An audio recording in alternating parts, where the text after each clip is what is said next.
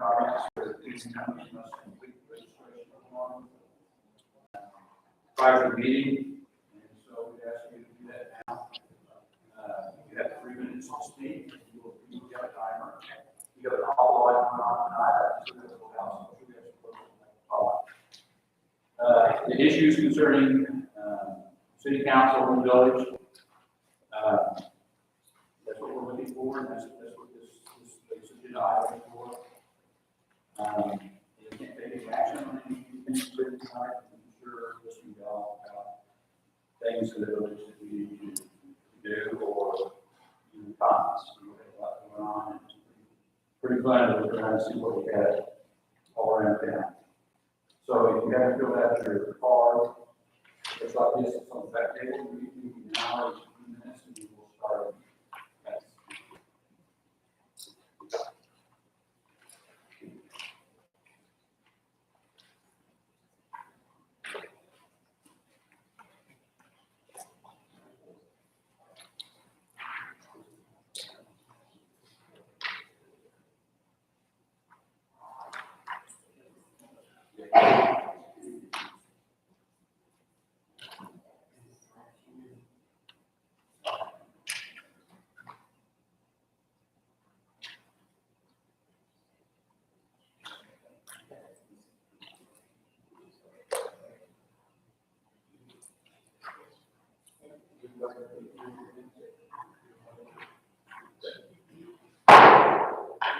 Hey, well, everyone, I'd like to start the meeting. If you would, we all please stand for prayer. Bow your heads, please. Father, love is a choice, commitment, an action, a gift. May the Spirit of God give you wisdom to follow your heart in the way of love today and every day. For it's in your name we pray. Amen. Salute. Allegiance to the flag of the United States of America and to the republic for which it stands, one nation under God, indivisible, with liberty and justice for all.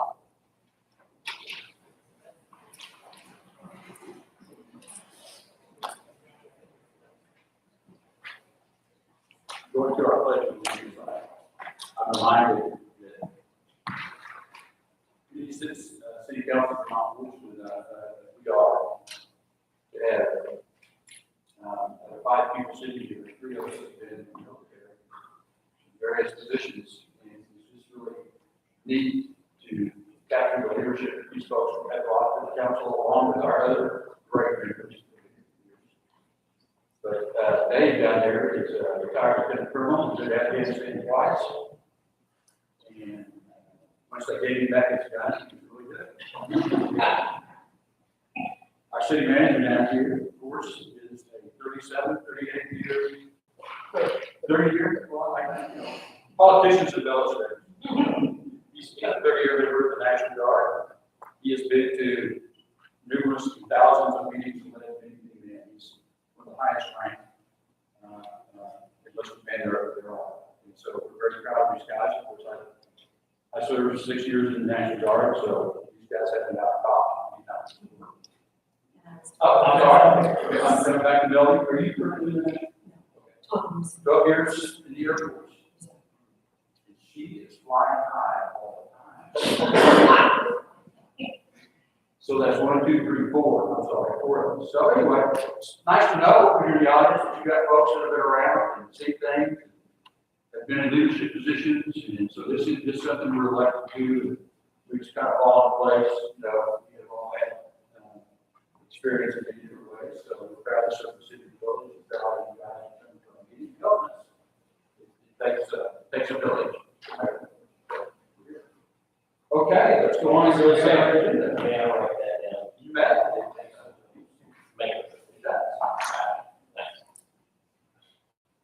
Okay, we have on next on our agenda is approval of consent agenda. Yes. Oh, I'm sorry. Community comments. I have a list of community comments right here. And as I call your name, I'm going to remind everybody, you've got 3 minutes, you will have a clock on it. And of course, you know, you got your seconds to get all. And the reason behind that is to keep our meeting going and just keep the comments as great as you can, and it's hard. Again, we're very proud to have you all here, and let's, is Craig on? Craig? He was here. He was here. Okay, we'll pick him up in just a minute. Landon, Craig? Step on up, we would do the podium and the microphone and give us your thoughts. Is this regarding the hashtag field? It is. It is. Yeah.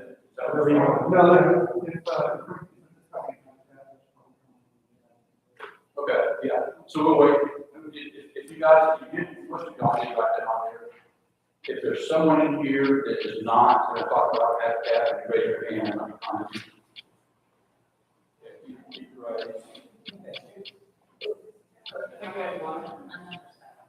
Okay, what's your name? What's your name? Susan Fitzpatrick.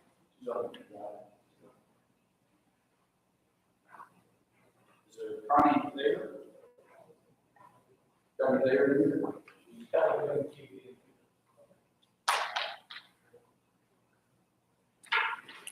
Good evening, Mayor and Council. I'd like to thank you for your service to your community, and then those of you in law enforcement, thank you for my freedom, thank you for your service. I am here tonight to address the decorum of one of the council members. I attended a school board meeting in Space. Is this anything to do with the village? It has to do with the village body government, the decorum of the village body government. The representation of the body government, yes, it has to do with our city government. Is that anything to do with the village? The village city government, yes. Is there It something wrong with is the village city government official sitting right up there. Okay, I want you to go on.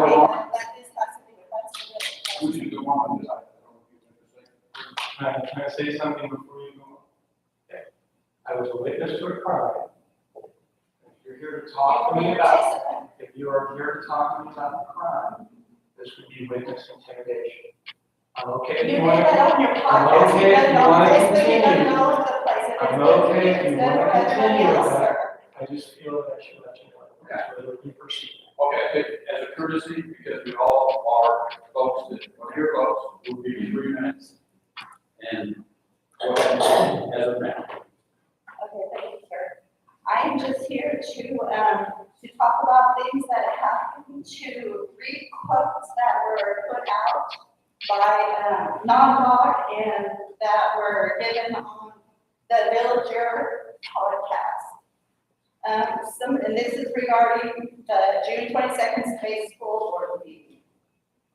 A non-doc out of ARPA Monday, July 17th, where Sean is quoted as saying, "You don't need to charge me with inciting a riot when that MF was blocking the door." And he didn't say MF, he used that language according to this quote. And the MF in this quote is referring to either Old Ranger and Ward 1 or both of them. And although OHP Lieutenant Allen B. recommended that Cummings be charged with, quote, disturbing state business and incitement to riot, Vicki Hanna ultimately declined to file on him despite his DA assistant's recommendation to do so. Another quote from the non-op article, not me, I am reading. Scott was on the west side of the door and that big effer, Edmore, was on the other side of the door. The reason why I'm reading this, the reason why I brought this up is because I think that there's a problem with our city government. Everywhere I go, I see the same thing. I see people in the community being intimidated by city government, and I see people in the community being shut down when they are trying to simply speak facts to the city government. I just want everybody to know that me and many other people in the community don't agree with the way that our city governments treat us. And we want you to treat us with the same respect that you demand, that you threaten to get from us. Thank you. Thank you. Okay, let's see, that's the warrant, everybody else has had that? Anybody else? Okay. Move on. Next on the agenda, approval of consent agenda. Members of the council, go ahead and bring up your items and rise.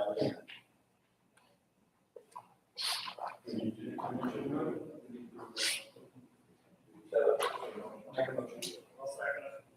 Roll call.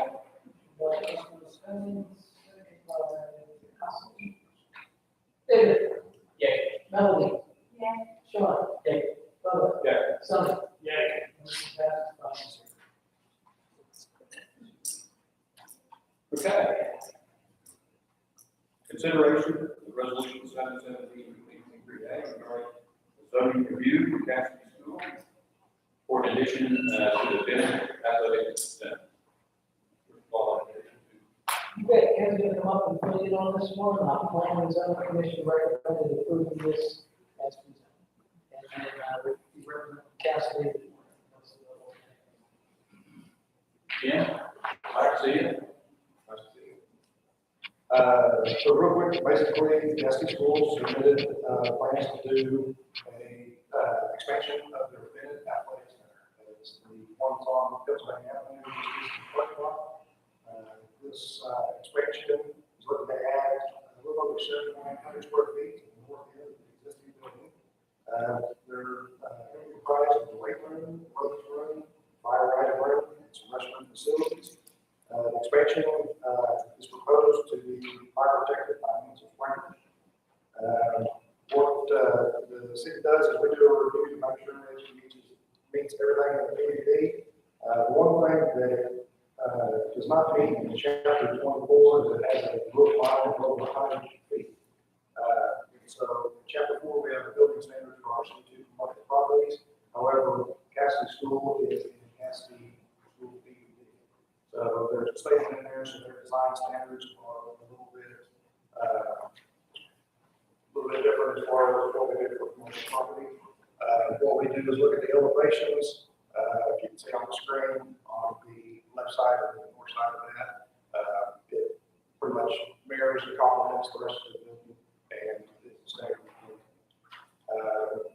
We took that into consideration, and even though it doesn't meet the design standards of chapter 24, we feel it meets the design standards of Cassie's PUD. We looked at other conditions, including setbacks, heights, landscaping, screening, open space, and we recommend council approve.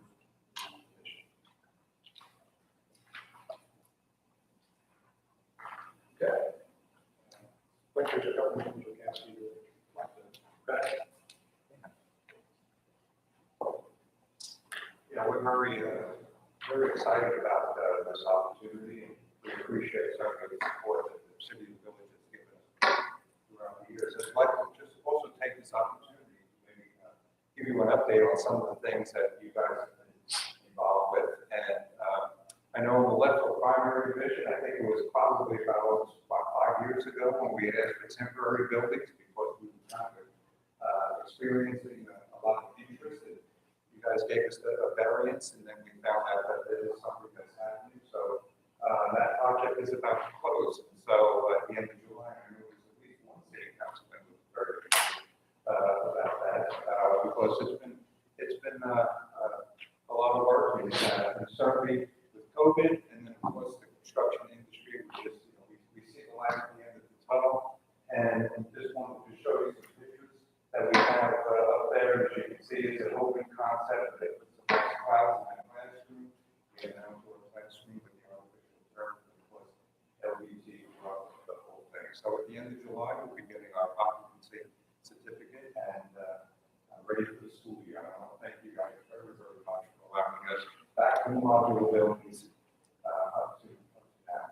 Another thing that we're doing on campus is we started this in June, is we're expanding the computer science program and adding a wing to the oldest building on campus, the high school building, which you can right next to the chapel, and we're very excited about that. It's going to have a lot of places for the students to write, because students like to write on walls and just about everything now. So very, very excited about that project. That's probably going and a great ground, including an action turf, field hockey. Field hockey was one of the, maybe just 3 schools in the state, probably who was competitive with it. And field hockey at the college level, everybody's playing on artificial surface, and it's coming down to the high school level. So in our conference, we're one of the few schools without an artificial surface. So we're going to put an action turf field.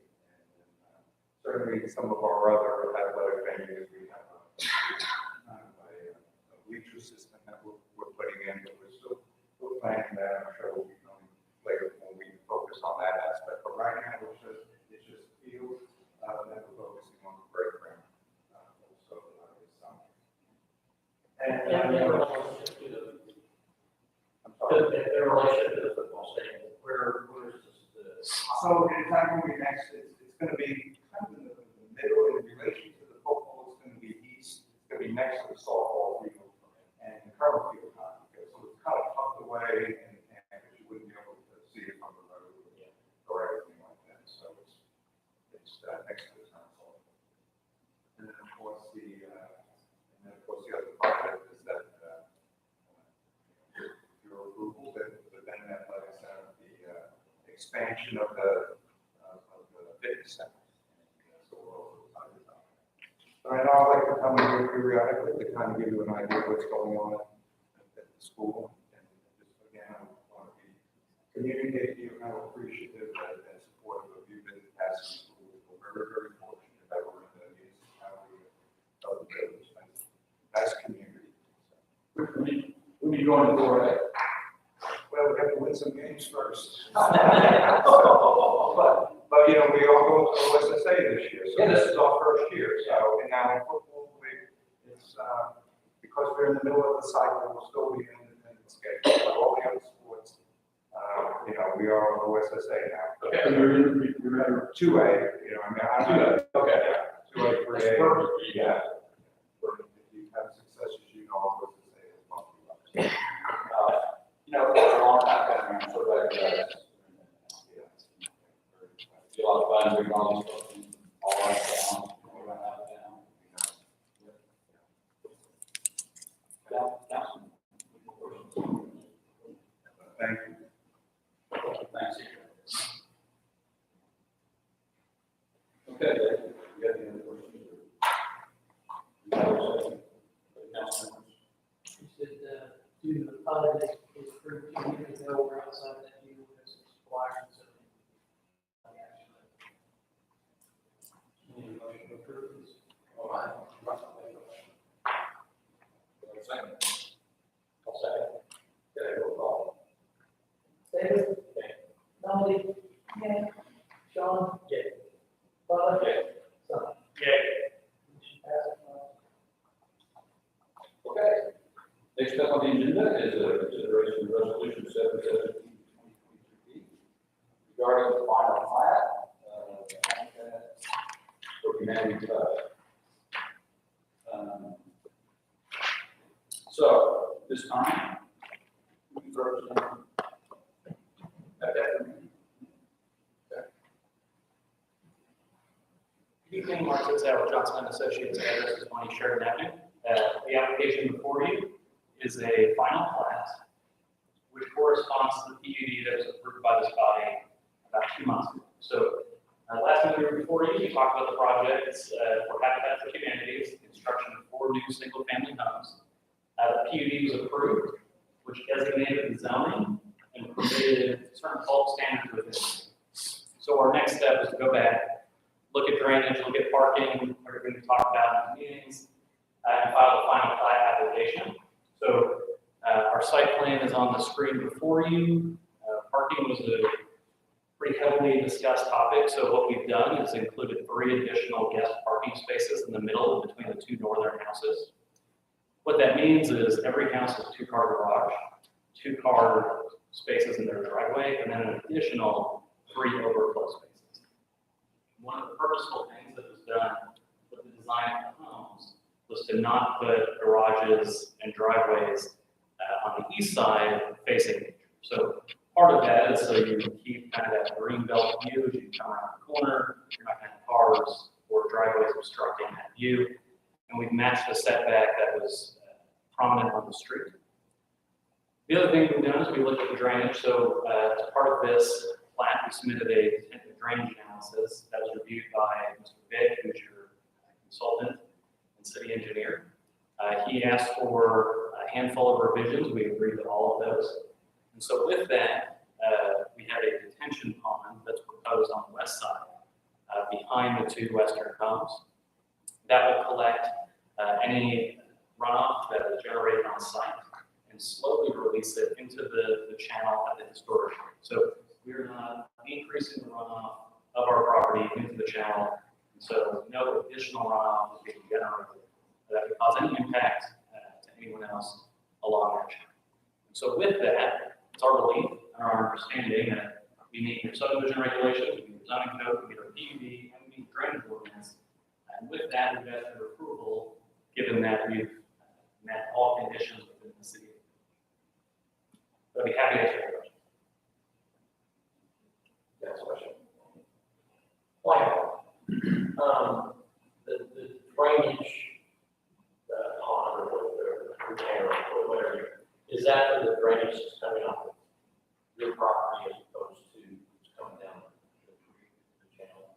That's correct. So we're picking up the drainage that's coming onto our property and any additional runoff that would have been created because of the increased impervious cover. We're capturing all of that on site. And what the design allows is for us to slowly release that water after the bulk of the storms move through the channel so that we're not increasing the flow of the channel. I'm still, the water that's already in the channel, or you're not addressing that. You're addressing the water that comes off of the property. That particular area, that's where that goes. That's right.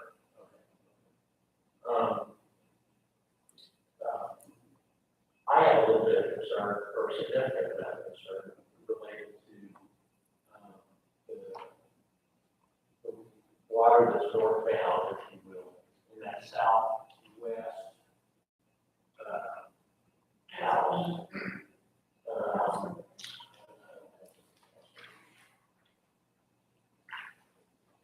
The southwest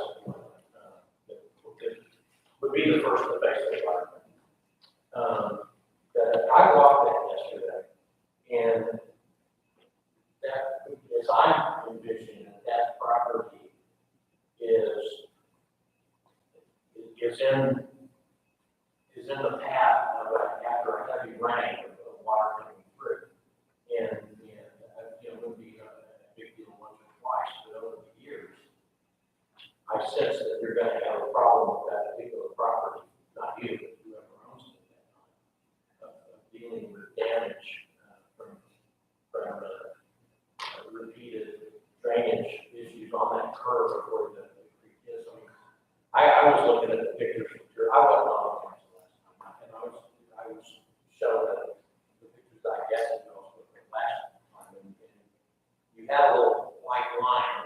I mean, it showed where the water was, or the bottom of the flow, if you will, and that is about as wide as where that water would be. But I mean, almost immediately,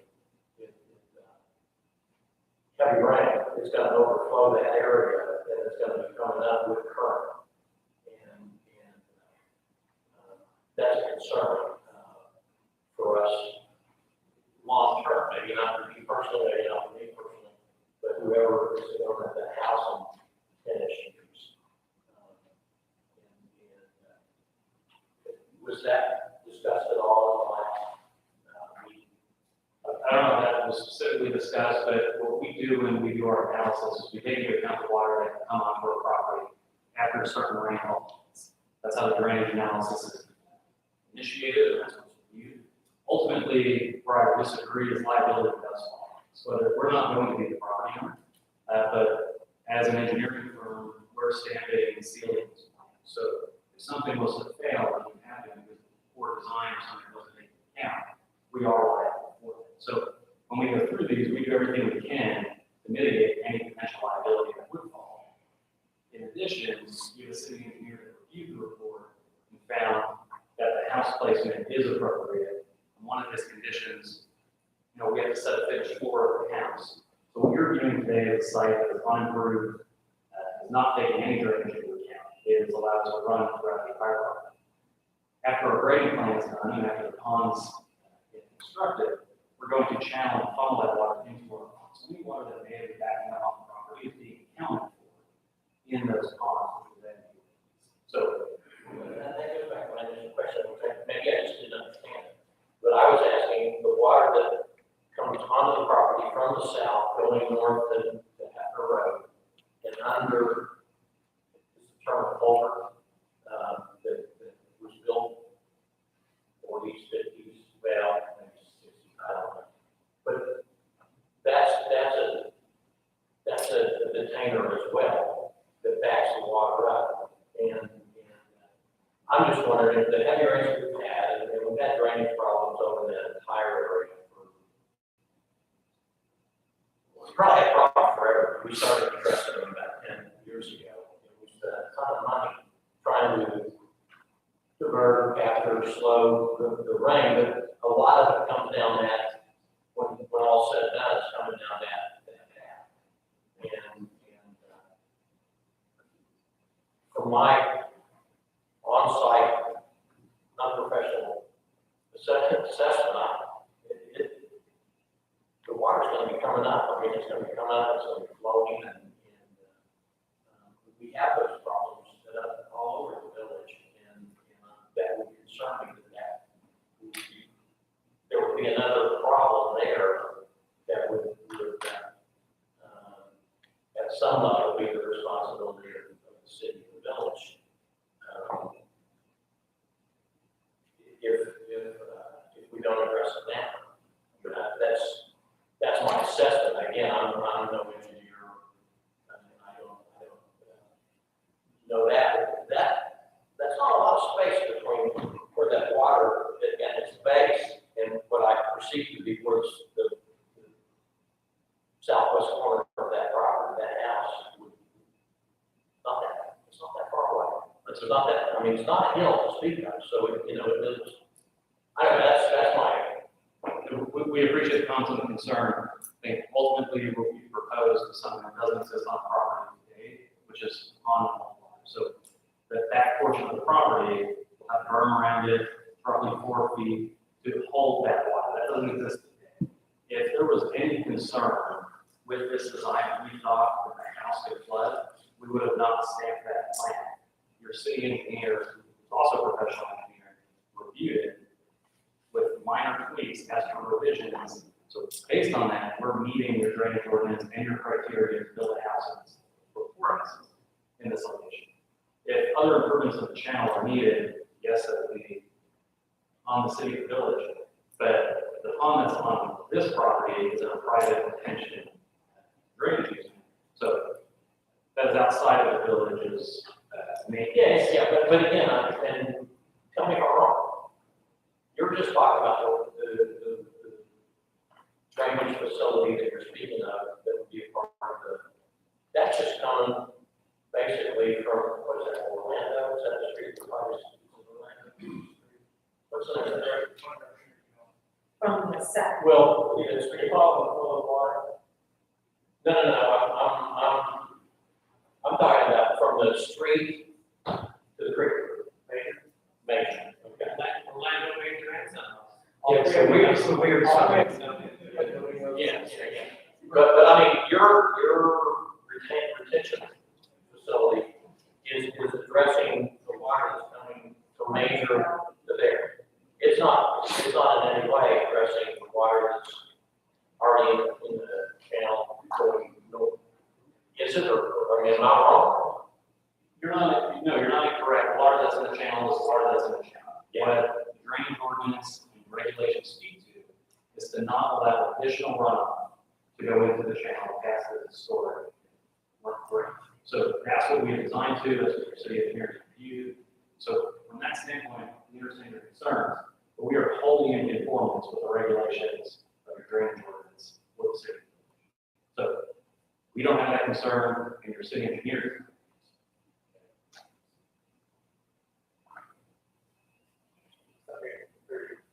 Good on that? That's an answer. Yeah, I don't think they're about to. I'm not suggesting that they're worse purposely. That's why they. Private and for all makes sense. It's gonna be a little bit of maintenance. There will be a small homeowners association that they'll be responsible for mowing. And that is standard practice in all of them. I have a question, regarding kind of piggybacking on what you stated, and this is, based on what I've understood. It's not an option not to have house number 3 there, knowing the possibility of this, because when those people in house number 3 are having issues, they're gonna come to this body. I probably won't be here, but they'll probably be standing right where you are, wondering what happened. And we could have made a difference in being honest about what we think might be happening. We have a neighbor just to the south of that house that is trying to let me know there is something going on here. And if you totally ignore it, fine, but I wanted to go on record to say that I think there might be a question of whether we should stay and address this right now or deal with it. What is going on there? As we were just saying, the ground is already, it is prime, that water overruns and rises really quick in that area. And so once a house is built there, I was in construction for 7 years. I know what ends up happening. Your stem walls are breaking, and your foundation is sinking. I know what happens to a brand new home. So I just want to go on record based on the questions he was asking and based on what they're saying. Our engineer, which I'm not even familiar with who that is, but I just want to go on record to say this is the time that we probably should say whether this is a good thing to move forward with that, or if it's an option not to move forward with that, but it is fine based on the information that we see, and and so I just wanted to say that. I didn't believe that. Oh, no. No. That's fine. I mean, it's part of the sector, just integrating that. Talk about that. That's correct. So again, if you were to go out there and see historic condition, it is an unimproved piece of dirt where water freely moves as it has historically. That will not be the case after this project is completed.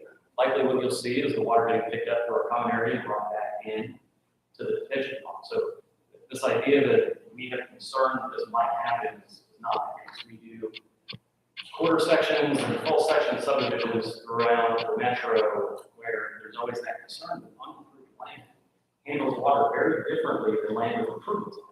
Your streets are part of that system, the channel is part of the system. So we are confident in our design that there is not an issue.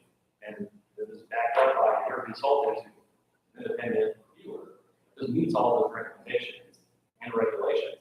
So on our end, we don't believe there is concern or need to couch a decision, any sort of thought or concern.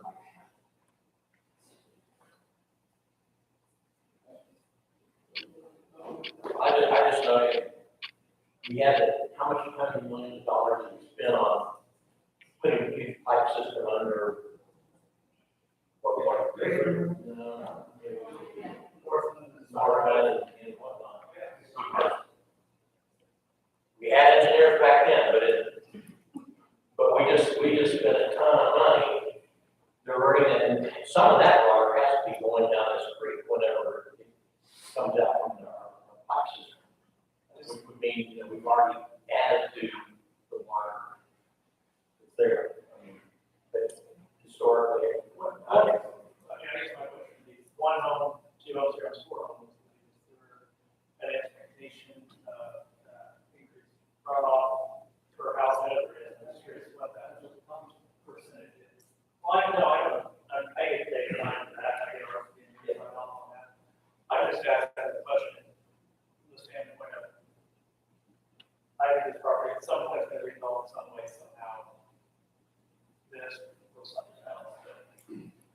difference between one, say, 2,000 square foot house on the property with historical drive, big backyard, versus the plans that are now in Rock and Stan? That's a great question. So I mean, what you're looking at is calculating impervious coverage and line. So, you know, you're correct. Nothing that stops someone from buying this and putting a 3,500, 4,000 square foot house Or the church. with a pool. Yeah, like nothing stops them from putting essentially the same amount of impervious cover that we're proposing, except that with a single family home, you're likely not here with a detention bond because we're subdividing it and a different process we have to go through. This is just one house, probably just going in for a building permit. But it's actually two, it was like plotted, that's the word, as two pieces of property. So, and I'm not arguing we should do something, But his point is, if those are all individual properties, for somebody to want to build a house on it, they wouldn't go through the same review. No, but a portion of their house would be hanging over where the flow of water would be going. They would be further towards the street versus the. So that's where you guys are listening on that.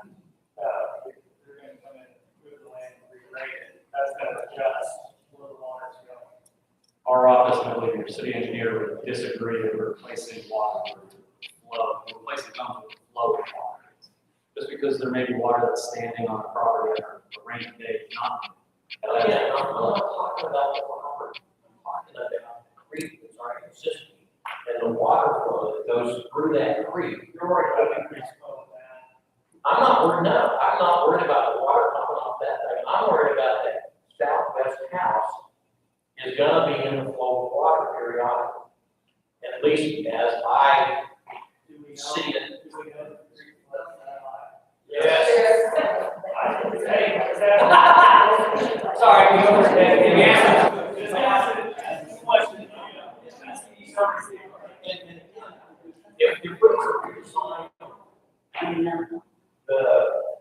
the area that the water goes under Efferon, that would take care of it for us. I think that water would flow great, but then we would be flooding Quail Creek. And I think there's a couple of water codes. Yeah, and they changed the rules back when this whole area was developed. That we can't force a problem on somebody else. But anyway, I think I think that southwest corner house is gonna have issues. I mean, it's too close to the creek. How close is it? Right on the east, on the back, or right to the.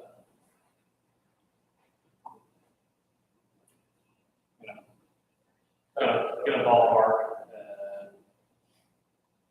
At its narrowest, it's probably 25 feet from the property line on the west side, moving up to 55, 60 feet. The line jumps. But 25 feet isn't even a first down. Who lives second? Who's in 613? Sorry, does anybody live in the house right next to where all this? I'll just reference in your house. So that third house is going to be almost in line with this fence, right? Yeah, when it's time for me to speak, I'll kind of point out exactly how high over the bank it goes. And that will affect that courthouse there.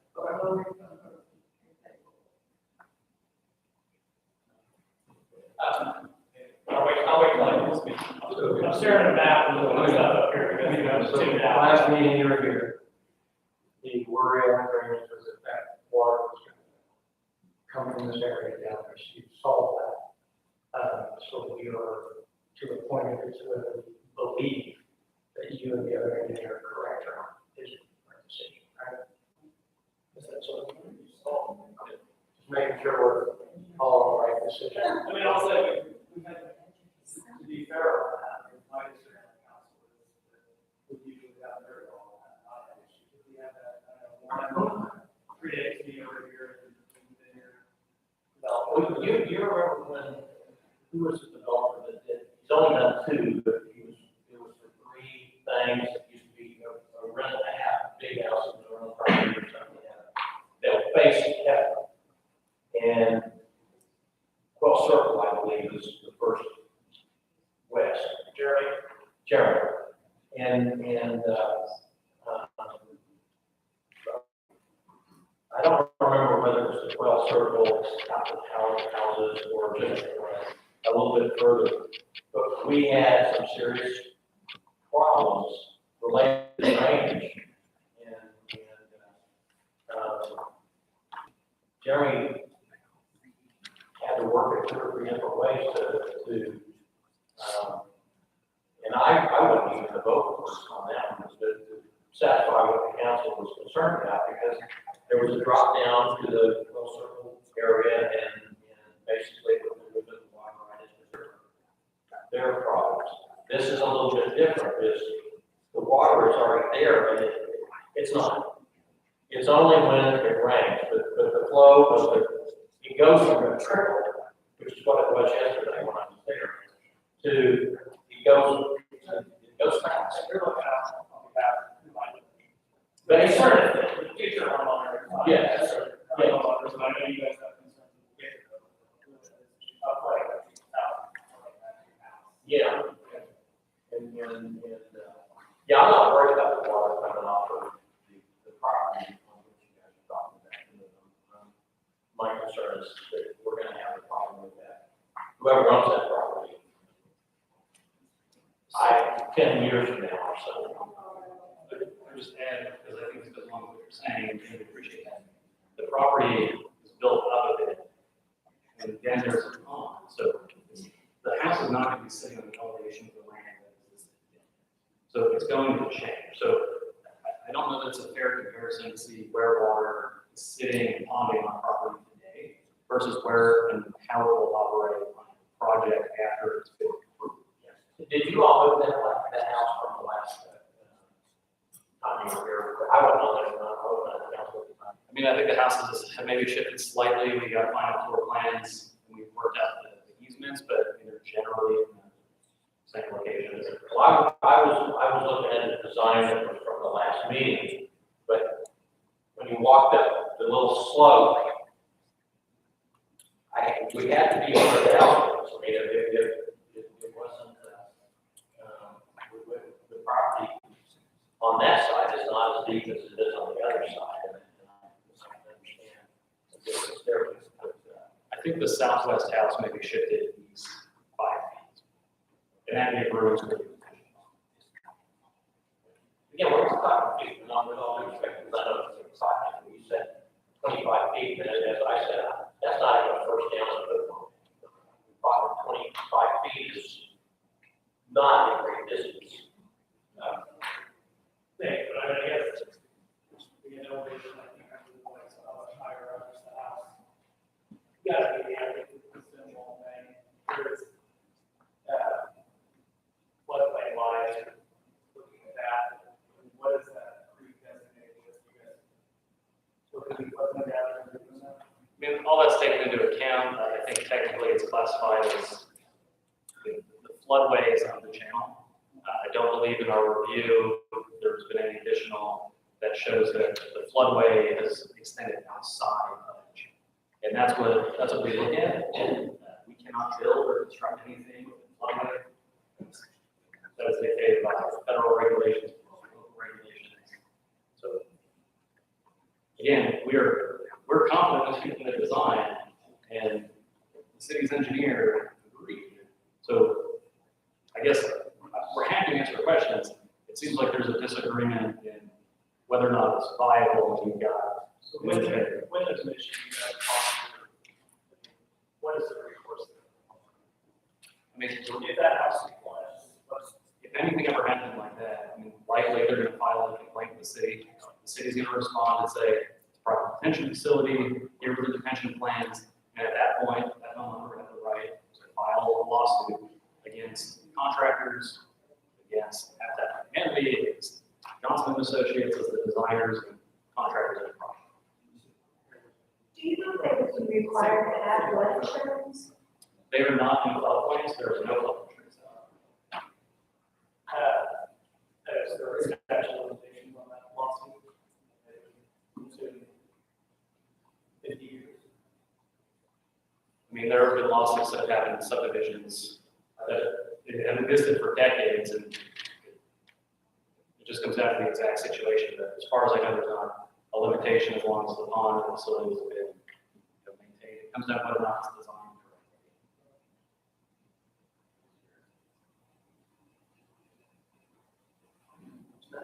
What are the size of the houses along there? They range between 1,200 and 1,500 square feet.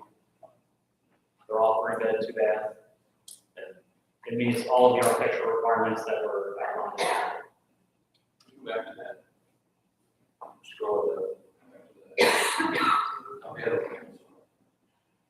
And for the record, while we're from that, I think I heard her say the size of the property is 13. Sorry. For the houses. So the house, having minimum 1,200 in that area there.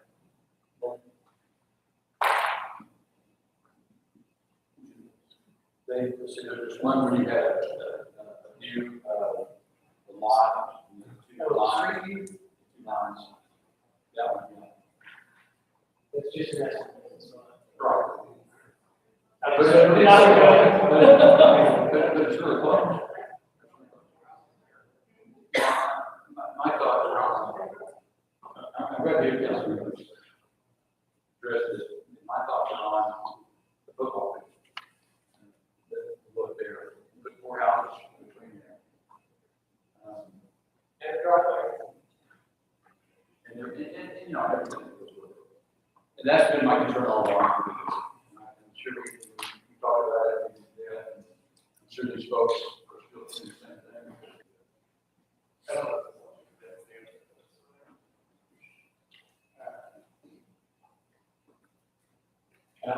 Shall I have just a plan? I took the comparison of what was done here on Holland Drive. We got 4, sometimes 6 houses built like this. A lot smaller, but overlay that, so we're working on this lot. These are not going to be, not a lot of backyard space, but my point is, we've done it before it works. It's been working this fine for this neighborhood, so.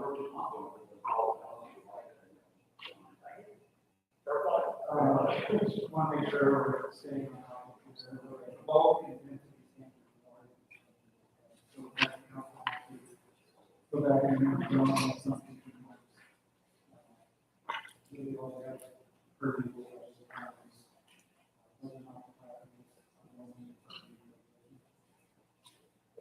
Yes.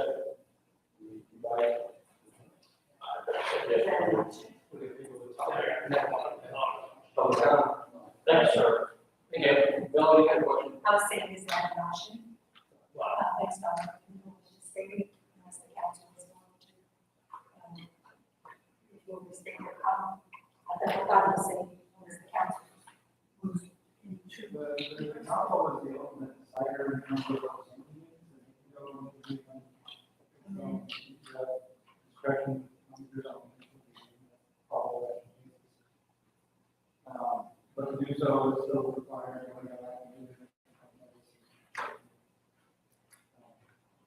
Also, my subject to some legal challenges from the homeowners.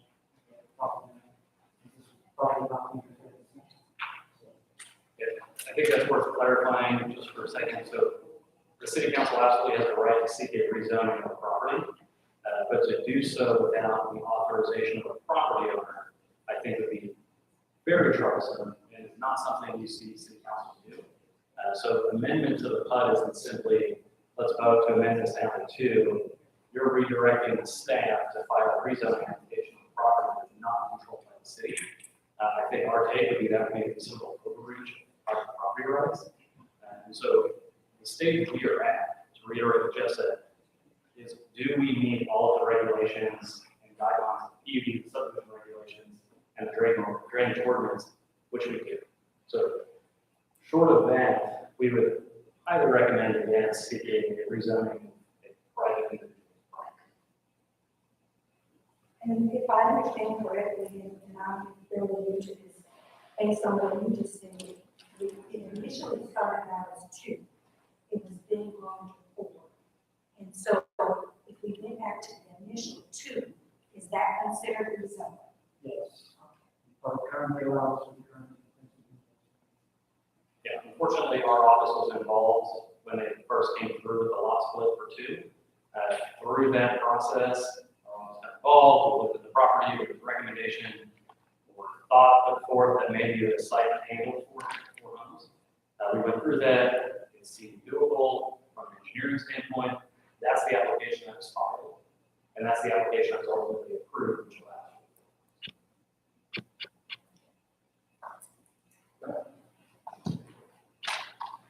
Okay, so that's for discussion.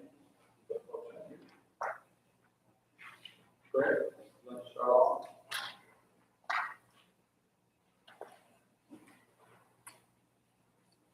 My name is Craig Allman. I've lived at 105 Maker for 30 years. I own my home. Like my fellow neighbors here, we're worried about the impact value of our house. You're concerned about making 4 new families. Well, there's, how many deaths? 60? Yeah, well, there's, on the inner loop, there's 24, and if you include the east side of Fraser, and the west side of Sunrise, 37. 37 homeowners you should be more concerned about. Where are your current owners? And as a former appraiser, this is what I would consider you blight, because you're putting subcomparable homes next to comparable homes. I'm going to disagree with that. I'm sorry, that's not true. They're smaller plats, so yeah. So I was on a smaller side, so on a smaller property, built my home last 30 years. It's No, that's right next to it though. All I'm saying is, our properties are going to go down in value because of this. You know, You don't know it either. I know it's by square footage, you're an appraiser, you have been good about that. Look, you're on the bigger house side of the street, this side of the street is the same size of house. It's just not a fair argument. You throw up a fair argument, I'll argue with you, that's not a fair argument. Okay, well, can you assure, anybody here assure us that our parking lot are not, nobody can. I can't even assure you that now. Yes. That's a ridiculous argument as well. Nothing ridiculous about it, but It is. it's my largest asset. It is my largest asset, okay? And I don't care who's building it, who's going to live there. Why not just build 2 that are more comparable to what we have already? That's the argument. That's the argument. Build 2. Build 2, not 4. Okay.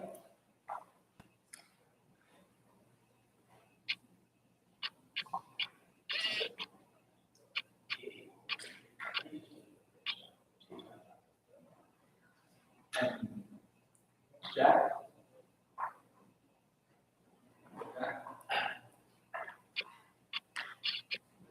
Hi there, I'm Jack Christie, I am the house just south of all these properties here. And you all are probably everything from prior meetings, so we'll try to rehash most of it. I would like to walk over and point out onto the map here, so I can make my points. What amount Okay, I was gonna say, point it that way from you, and then come around here. Yeah, we got it. Yeah. You can see what you're doing. Right here. Okay, yeah, if you want to point it out first, everybody. Okay. Over here, just so we know what you're doing. All right, so this is my house just south of it. I'm like 0.29 acres.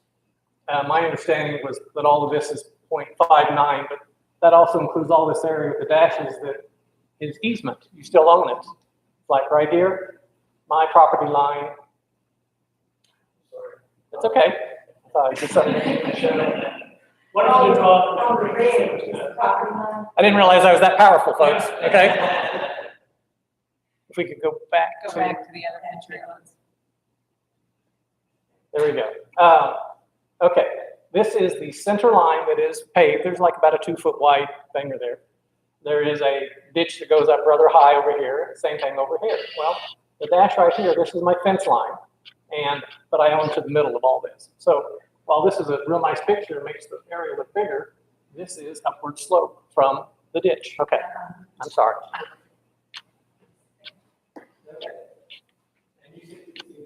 Yeah. I just didn't want to go like this. Okay, so my house is right there, you can see. And there's my fence line.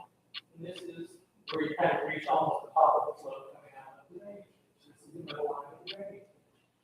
Okay, years ago, there had a storage, you know, had a small well. I said, hey, why do you go there? He said, the water flood comes in with heavy rain. He comes into my backyard and it's pretty river, it's here. When I went to play, I wanted to get out there and play, and it's like, you get swept away, I can't say it. So, he comes along, it's right along, so, he goes way up here, so there's no problem, he comes up in the yard, he has chain link fence. The rain conditions go away, it's subside, there we go. It probably affects the people on the east side, but it's because we're actually higher on the side than on the east side. Now, Can we raise that, can we go up a little bit so we can see a little bit more to the south?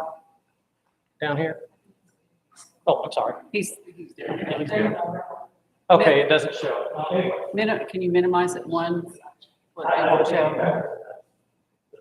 The property next to me is 10613, 10609, used to be owned by Darby Kelly. And he built a storage thing back here, he raised it off the ground 2.5 feet. Like, Darby, why are you doing that? The floods. He had his storage thing flooded out by the current. And so he built it up there, so but us not having anything back on this end of the property by the fence, and he's saying, hey, he raised it up. So the water goes over the banks, which it does. And it comes out here, like 10 feet side, like an occasion. Very rain, no, it's not really big. It comes out here, it comes out over here, it's also Los Angeles. Might be able to talk to the church to see if their story things there. This is actually what I'm saying. Do I have a video of it? No, I started that later.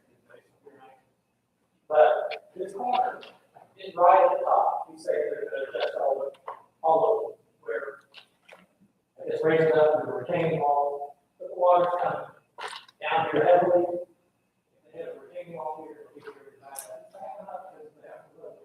And that's not what we do anything about. But it's not being a problem because it's nothing built. Back here in my yard, the next door neighbor got a storage shed, but it's off the ground. So it hasn't been flooded out, it's been flooded underneath. Okay, so the solution is simple, I'm sure we have that. We were originally, all the covenants since 1960 were built one house on each property, and each lot. That would be a lot, that would be a lot, lots of certain size. Build two. Someone suggested the other day, people live with three. Not what I call, but having two houses there, somewhere in the 1,500 range. So we kind of fit in the neighborhood. We don't have this simple variety. We don't have such a variety of problems here. We believe those correct values. We have to work with the guys and hash it out and all that. But the people over on this side of Major Avenue, they got $300,000-400,000 house. I'm not that big a deal. I don't think I'll take much to get, but I think that's not. These guys are having beautiful big houses, and we're looking at all over small enough. And out here in like Western and 115th, where they built a bunch of condos and things, and they are trying to support traffic and stuff. And up above, there's a big sign on the floor. Looks terrible. Looks terrible. Do I know what it looks like that area? No. They built big houses with expensive ones. Over on this side, Tim Abernathy is one of them. Valerie Edwards, we got another one over here. And they're nice houses, not big. Let's just put two houses here, it doesn't matter what happens. How many square foot is your house? It's 1750. So, you know how homes are, you know, they're called columns, does everybody know what that is? Like houses, like houses, like houses. None of these will be compared if your use is too big. Here's that as well. So it's my kind of report, the average, what all houses are. Per square foot. Yeah. Yeah, yours is 17, he's 13. Okay. Right, that's not a comparable house. It's just not. People selling the houses over here, like, people buying them, like, these houses are buying. Their houses are really large. They built them in an area where the houses were small. That's fair, right? That's fair. It's on the opposite side of the street. He's actually are similar in size to the ones on that side of the street. They're smaller. Okay, tell me which house on your side of the street, is 2,500 square feet? On my side, Maybe. Yeah, we don't know. Comparable, that's, but if we're gonna do this, we gotta talk about the same stuff. He's talking about a big huge house across the street, all of those are big on that side of the street. If one of you sells your house, it doesn't matter. You're either looking for that size house or not. are you all, let's just say somebody came out there and wanted to buy my house or my neighbor's house, are you all allowed to go through house on that? You don't know why. I wouldn't do that. Anyway, This is an application. yeah, I hear you. I also look at here and and vote for one against it. I understand they both fail. In my mind, it's more, I'm driving down the road and I see the house showing me the side and I see those four houses there. No problem. So that, But that was, you know. thank you, that was my point. Long, You know, it's not like. So, But somebody would have made, you know. yeah, the issue tonight is that four houses are in two. Oh, we got to ask. Okay, I've kind of done my case, what I'm trying to do, I'm not trying to get you all rid of all this stuff. But I have physically seen water with no house in my backyard. It's not a problem, water just starts to lose. So the raise the building is calm, because it's possible. Now, Okay, so we have two engineers that have signed off. It's their licenses on the line. It's their Arizona National Clause on the line. I mean, and I can't guarantee this because I'm not an engineer. Oh, I heard. And I mean, that's why I just sit there reporting about the road that goes back. As he said about 6 times, it will not be the same grade. He literally repeated that over and over and over and over.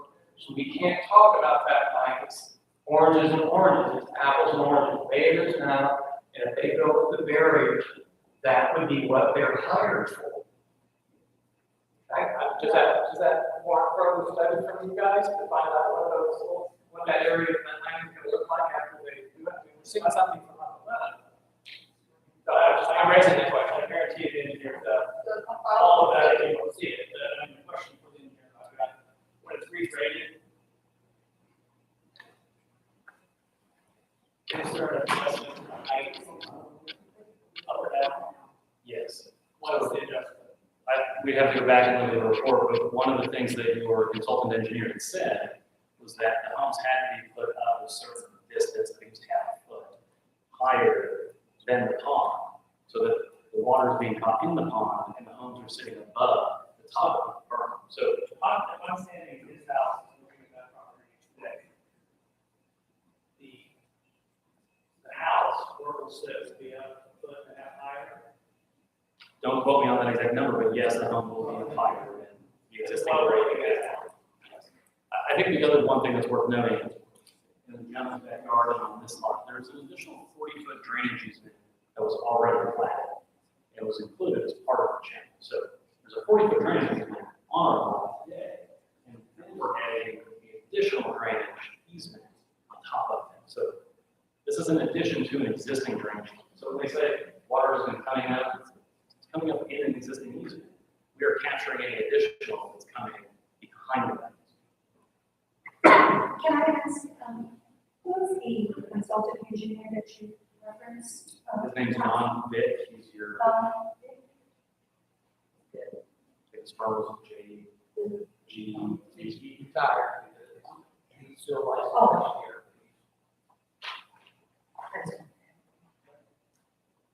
Okay. Yeah. All right.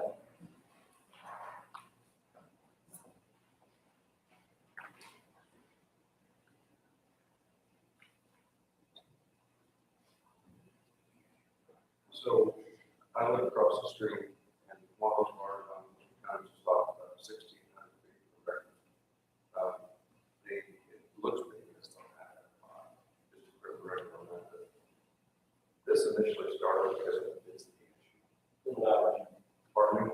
I'm sorry, this initially started because of the density issue, concern with my fellow neighbors. It's like anything that everybody's gonna get scared and be afraid of it, worry about the property values, I get every bit of that. But the fact is that we don't have anything like that in our neighborhood. Jeff Christie went out and did a formal poll. We talked about this in the last council. And he got hold of X number, I don't know what percentage of the people in the inner and outer loop he's been talking about. The people that he actually opened the door to a stranger and asked the question, what about this? 100% of them said they do not want that in our neighborhood. So my primary question is what point does this council listen to the people who live there, who have been there, and some of us for over 3 decades? That's the question. I don't know the answer to that. But the other question I have is there, I'm assuming the base flood elevation set on this because of this canal? Do you know what the finished floor level is of these homes? It's in the drainage report. It's what? In the drainage report. I guess I don't have a copy of that. I can see it obviously. Do you know what the finished floor elevation is of Jeff Christie's home? We do not. Okay. Well, I think that's it. I'm looking for middle ground here. I wasn't vehemently opposed to having two, but when a council member suggested, or maybe it was asking someone before the council, then council member, that perhaps you could forward there. That may have been the domino that tipped it in this direction. And I have a problem with that too, because I'm sure there's probably an argument against it. So my issue is density. I appreciate the drainage issue. I deal with it all the time. I actually had Johnson Associates work with me. They're a well-known firm. I appreciate everything they've said. Certainly Habitat, well respected, appreciate it. But we who live there just are not affected. Simple. I think.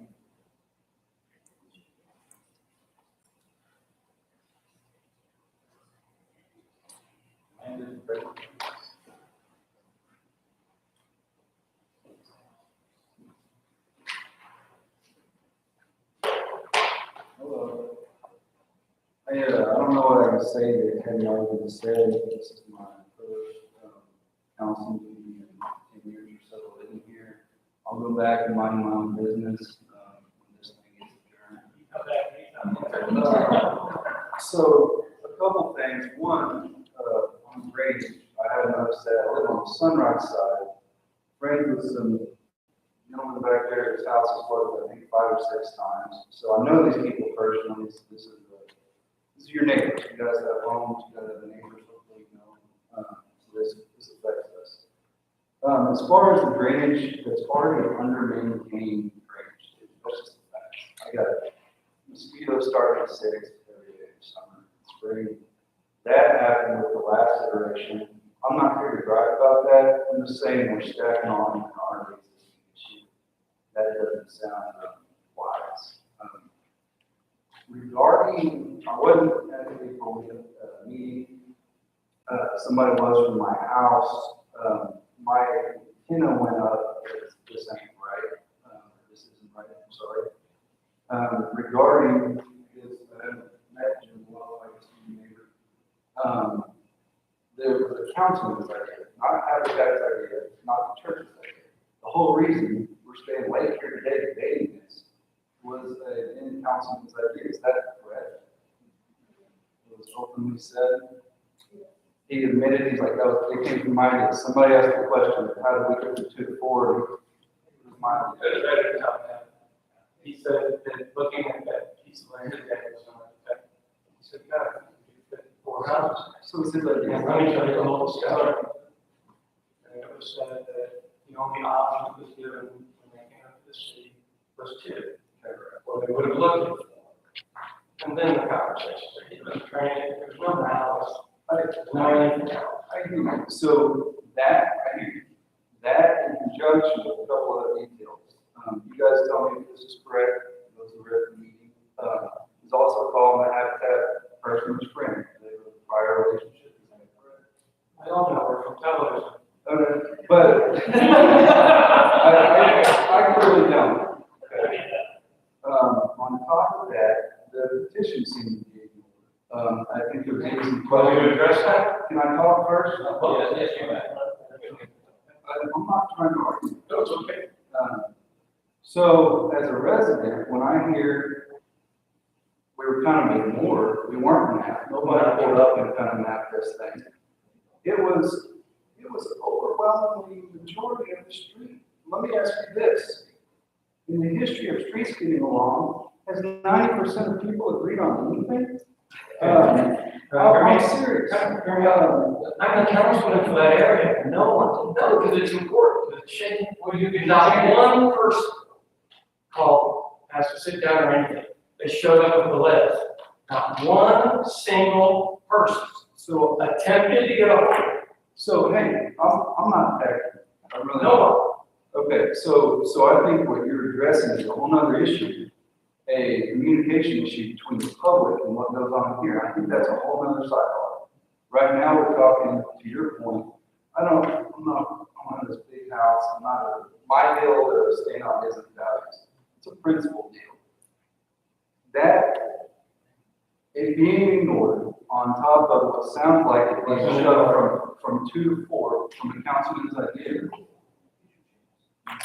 Man, I got nothing against you. Somebody said it wrong. Keep saying I ignore something, I do not. The signatures. Did anybody map the signatures that night to go, oh, wait, this is the majority of the people? Can I answer that? That's a question. I did not.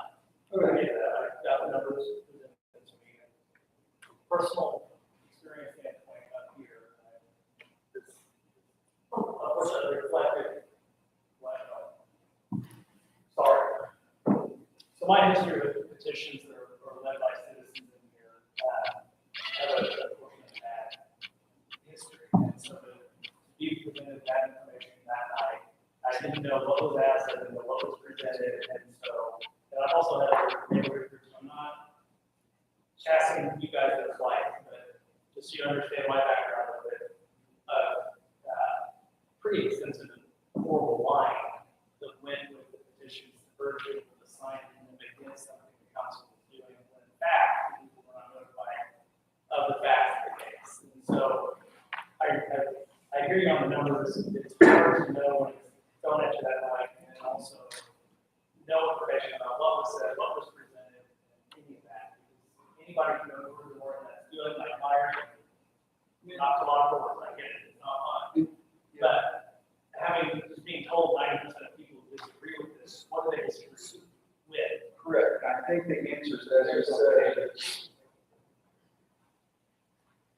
I think the issues, even when you hear this on a micro level here, they're all over the board. Some is a principal, some is property value, some is fringe. Some guys have had their house flooded. Some guys watch standing water in their yard and go, I don't know how that one works. Here's the deal. On the signatures, I empathize. I probably wouldn't have done it either that night. I'm not here to badmouth you. I did sign it, and I did feel, I was shocked that it didn't get, I guess, looked at. But I guess, yeah, you know now is maybe the better way to say it. Now you have the knowledge. So it's ahead of you. So all I ask, I'll conclude, I'll ask you to take that consideration. Like you live on the street, and you're 90% of street members voted on something. By the way, I'm not against the 2 houses building.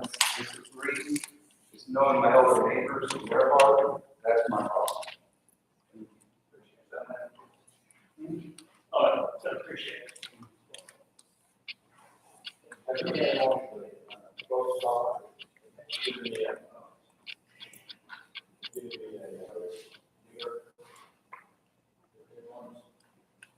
Everyone has had chance to talk and get notes.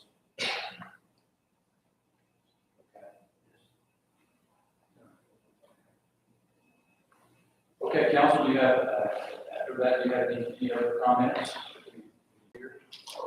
I would want to go on record stating that earlier, even though I understand that this is not the quote unquote time to make changes to what was voted for prior to my election to this body. And so all of my concerns or inquiries almost seem to be a moot point at this time. And I would like to say, based on the information that I heard, along with the zoning commission, voting, a tie vote, which is usually a negative recommendation to the body, and the body making a decision to do otherwise, is still something that doesn't sit well with me. And so, any votes any further on this, I will be abstaining from. Thank you. No, but point out a couple of things, and then she goes down the middle. But, and also the planning commission, on this issue in front of us, which is on about 1, 2, 3, 4, voted unanimously to approve this. So they trusted the engineers and the studies that were in front of us. So I understand what you're saying. Did you hear what I specifically stated? I understand what the vote for tonight is. There were several votes, or at least one vote that took place prior to the two of us being elected, correct? Wasn't there at least one vote? And that was the vote that you all made this decision. So, tomato, potato, potato. An abstention is a no vote. And so I don't think in good conscience that I should be voting for something that, that you specifically took the recommendation of the zoning committee, not, and said, we know that. And you know why they were split 3-3. I don't. There was an empty seat. Okay. So I think it's disingenuous to call that no, but it was a split vote. It has to be reported as a no, so you're essentially not to be enough. So I just think it's semantics and all of that, but remember that 3-3 vote wasn't. And what was our? Our vote was 4-1. So. Always point that out. So let you know, as per the resolution, you have an updated copy in front of you, keep that in mind, which is on the packet. Highlighted on the second page, with the city consultant engineers recommendations, they're as indicated and accepted by the design. Basically what the city engineer pointed out. We can't hear you. So that's in there, that's in there. Just a minor bit of change in the resolution. Okay. Are your speakers on? Because we can't hear out here, you guys have to speak. I don't mind. It's not that. But Jeff, you had,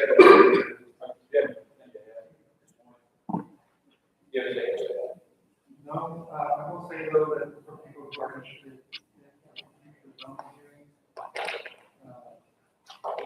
there is a provision in the city code that people who file, a certain number of people within a certain radius, people involved. There's 20% of the people involved that in the property that's proposed to a rezoning, or 50% of the people within a 300-foot radius issue a protest 3 days in advance. It forces a supermajority of approving. So, with respect to a petition of some kind, if you would turn that into a protest under the name of all those people, and you verify that it's 50% beyond the radius, we would speak in that additional requirement for future reference. All of that has been done, so we're very. But it also was provided for an extra 3 days, so the issue would be that.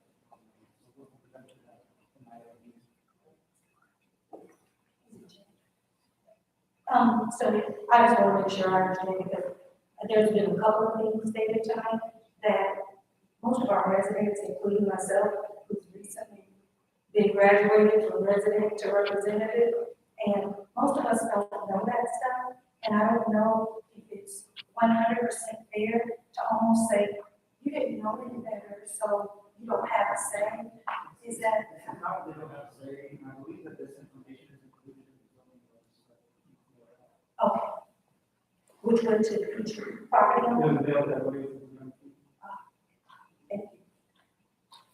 It was mailed out to the property owner. I mean, the only reason I'm here tonight is because of Also, that night, when the zoning review happens. You give council, what it could be council. Or the first notice you got about the property going before the planning commission. Tonight, council should, Jeff saying should have included language about filing a formal protest. If you would receive that back. I have, there's nothing on there. First thing I last thing, of course, is my name.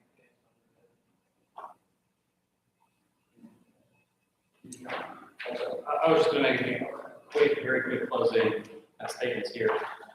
In terms of the notice, we met all legal requirements.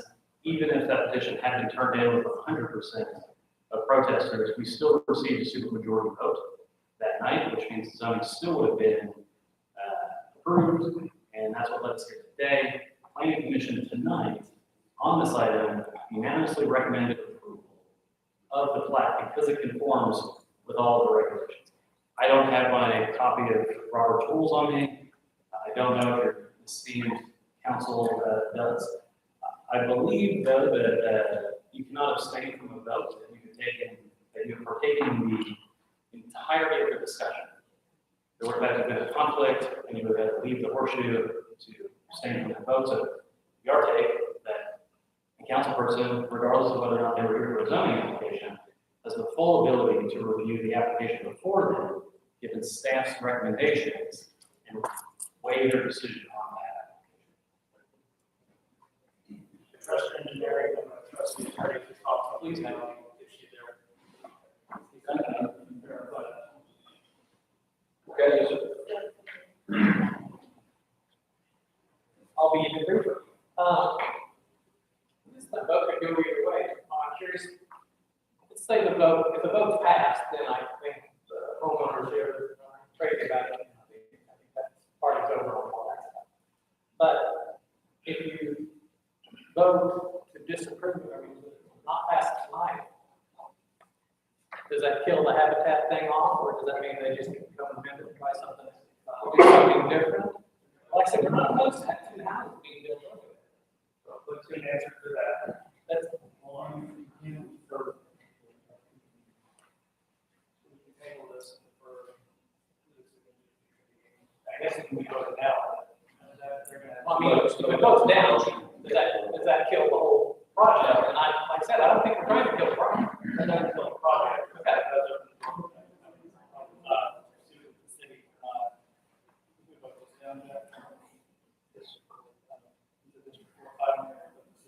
That's correct. We would appeal the decision at district court based on the zoning that this body approved 3 months ago, and we are in compliance with all of the regulations. There's a lot of.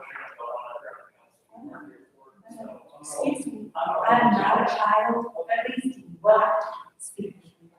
I'm not going to do that. You tell the council member, you're Right. going to sit up here and say, I I'm have not every going to. right to You speak do. up You have a on right this. to do that. As do I. Have a right to say to you. But we vote you in, but we vote you in, us, the people, Yeah. house, All right. not your house. That's right. I'm on my 80%. So, And I won by 13, okay. and mine was just as. Sally, I'm just saying. But all I'm saying, please don't do that to me. Sir, That is unnecessary. Okay. We can tell you, please don't do that. Okay, I've got it. I'm not, Let's get and back. I'm warning what needs to be done. Thank you. Let's get back to this one more time. This is voted down for half. We're in district court. Is that right? If it's like, This is both sides of it.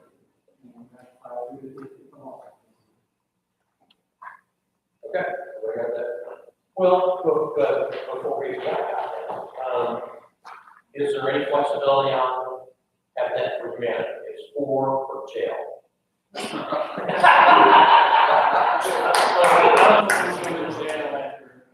After tonight, the PUD approved for, that is what we're asking for. If I think this body is headed toward a denial, we would ask for a continuance, but we are wholly in compliance with every regulation and ordinance that you have. So on our side of the table, we don't see any reason for there to be a no vote, because we're. We're taxpayers. Do you see a possibility of 2 or 3 homes? We do not.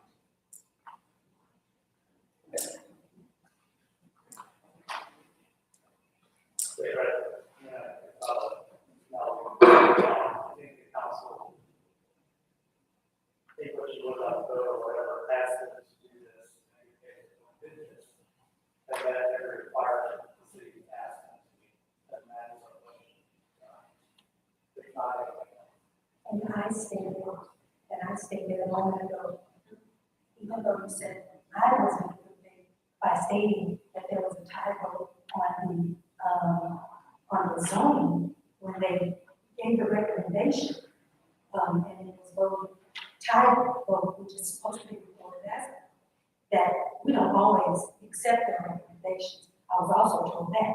So I would think that if the zoning voted and it was a tie with an absence on their body, that in the vote, the supermajority, as I understand it now, by the council, was a choice by the council with the information that they, I guess, knew outside of the zoning. Because the zoning tied and y'all are supermajority, apparently y'all knew something that the zoning didn't know.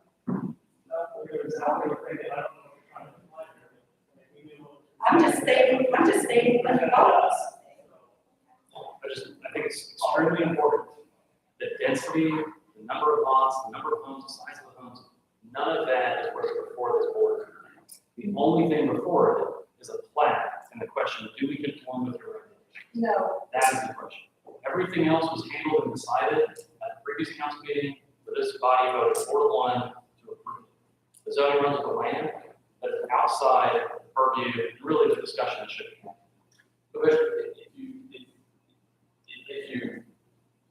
If you're voting tonight, you say flat, the other issue is correct. Is that what you're saying? We're not voting against, because we don't like flat. Correct. It is, does this plat conform to your regulations? So it wouldn't be good to go no. I don't know on what grounds you would have to go no. If you had a city engineer that said we disagree with their analysis, our lot sizes out of conformance with the PUD, then yes, there would be an absolute reason to vote no. But none of those are for you. It is all, we are wholly in compliance with every box, every hurdle that's been put up in front of us. So probably where we should have gone is a middle step somewhere to allow for us to relook at it or do something else. That's gone. Yes. Yes. It was gone as a matter of. One. Okay. Makes sense. I'm glad everybody explained it. And just one other thing, based on what I understood, that possibly they didn't understand, is if someone could restate that something was mailed out, that they could have pushed back on it based on that information. Did you say that? The public hearing notice meant legal requirements. Correct. You were stating something about they would have to submit a There's process. Well, there's a procedure if they would submit protest, so 20% of the property owners in the community zone, or 50% of the property owners within the area within 200 feet of the community zone. They submit a protest meeting those qualifications within 3 days prior to the public hearing. And that was in But then the public hearing. it's not in the non-public hearing, it's not required to be a public hearing. Right. It's not required to be public hearing, obviously. That's what they do, but, it's not required to be another. It'll be a feature. Yeah, we'll be trying to include people. It met all legal requirements for the notice. What about the people? Yeah. Who wasn't sure? Yeah, somebody mentioned that this might be another thing you can't do. But can we table it for a meeting and have a full further discussion? Is there going to be further questions? Well, I'm gonna ask that for humanity, can we go with 3 houses, 2 houses? We don't know, we got his engineer, our engineer up here, telling us what he's gonna do. Well, I don't know, are you the authority? Right, so we have an application, PUD application to approve that dictated. I understand that. I understand that. Okay, that's what we're asking for today. We're not here to negotiate the density of this application. We're here asking for approval. So if you need to continue it, to have another conversation about grading, we're open to that, but those facts of this case are not going to change. whether it be in 2 weeks or a month, we have met and exceeded all regulations. That is what we were here to enforce. Oh, So we were denied our due process. I wholeheartedly disagree. Public notice was sent out, it met the legal requirement. There were folks here that protested, signatures collected. All of that has been worked out. That is not for discussion. And I think they need to, But we're lost here. can we let them talk? So that's where I'm going. If they feel that this body has acted inappropriately, they could have appealed the zoning. That time window has since lapsed. So the zoning is not up for discussion. If they felt that we were out of compliance with the ordinances, they have every right to seek legal counsel and file an injunction against the city for approving this. But again, you have outside consultants and city staff that have reviewed our application and are telling you it is in conformance with the regulation. I don't know what more an applicant can do to prove to you that we're doing what we're supposed to based on the guidelines and regulations. Well, that sounds great, except almost half of this council is not the group we talked with last time. So the law's on your side, but the facts are, this is my first discussion, this is her first discussion, and you're acting as if we voted last time. We did not. So we're a little unsettled with that, and I'm speaking for I should. I'm a little unsettled with that. I would like to have a conversation with Habitat for Humanity before a final decision is made. I think where we're at is, I think we'd like to vote. We meet all of the I regulations. understand. But we're not set hands with lots of votes on this council for property that was previously zoned. We were not privy to discussion. We're tasked with reviewing the application in front of you. If there are changes that we need to make from a design standpoint, we're open to having this conversation. But the zoning and the laws have already been dictated. And I understand you weren't on that council at times. The city of the village has approved. And now we've gone through a tremendous amount of engineering, expensive time to get this point. And you're seeking to undo something that was already said. Please. And so what we are saying, I absolutely understand what you're saying. As a former villager, as well as a former builder, I understand exactly what is going on. All we're saying is that based on the information that has been discussed here tonight, it is not in good conscience that we should move forward in the way that we are, that everyone has stated, including you. Your point has been very well argued, but we do have something else on the table. Anybody else in the table? Do whatever. I move that we table this number 6 resolution. I am new, I'm honest. Which one do I need to do this at another time? No,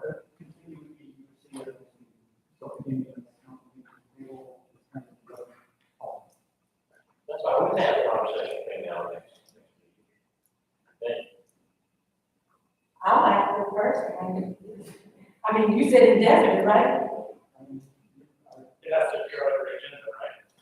Yeah, it has to be an agenda item, but continuing next meeting. well, you can continue to specify. Ah. We continue to the next meeting, we can make the meeting, where we set meeting,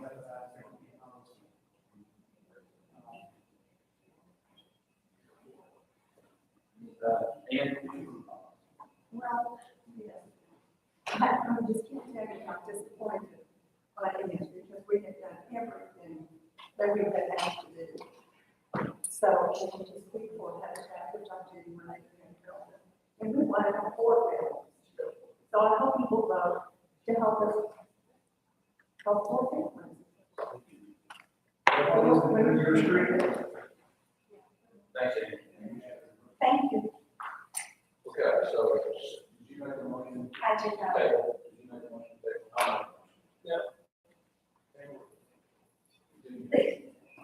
Whichever gets us to next meeting.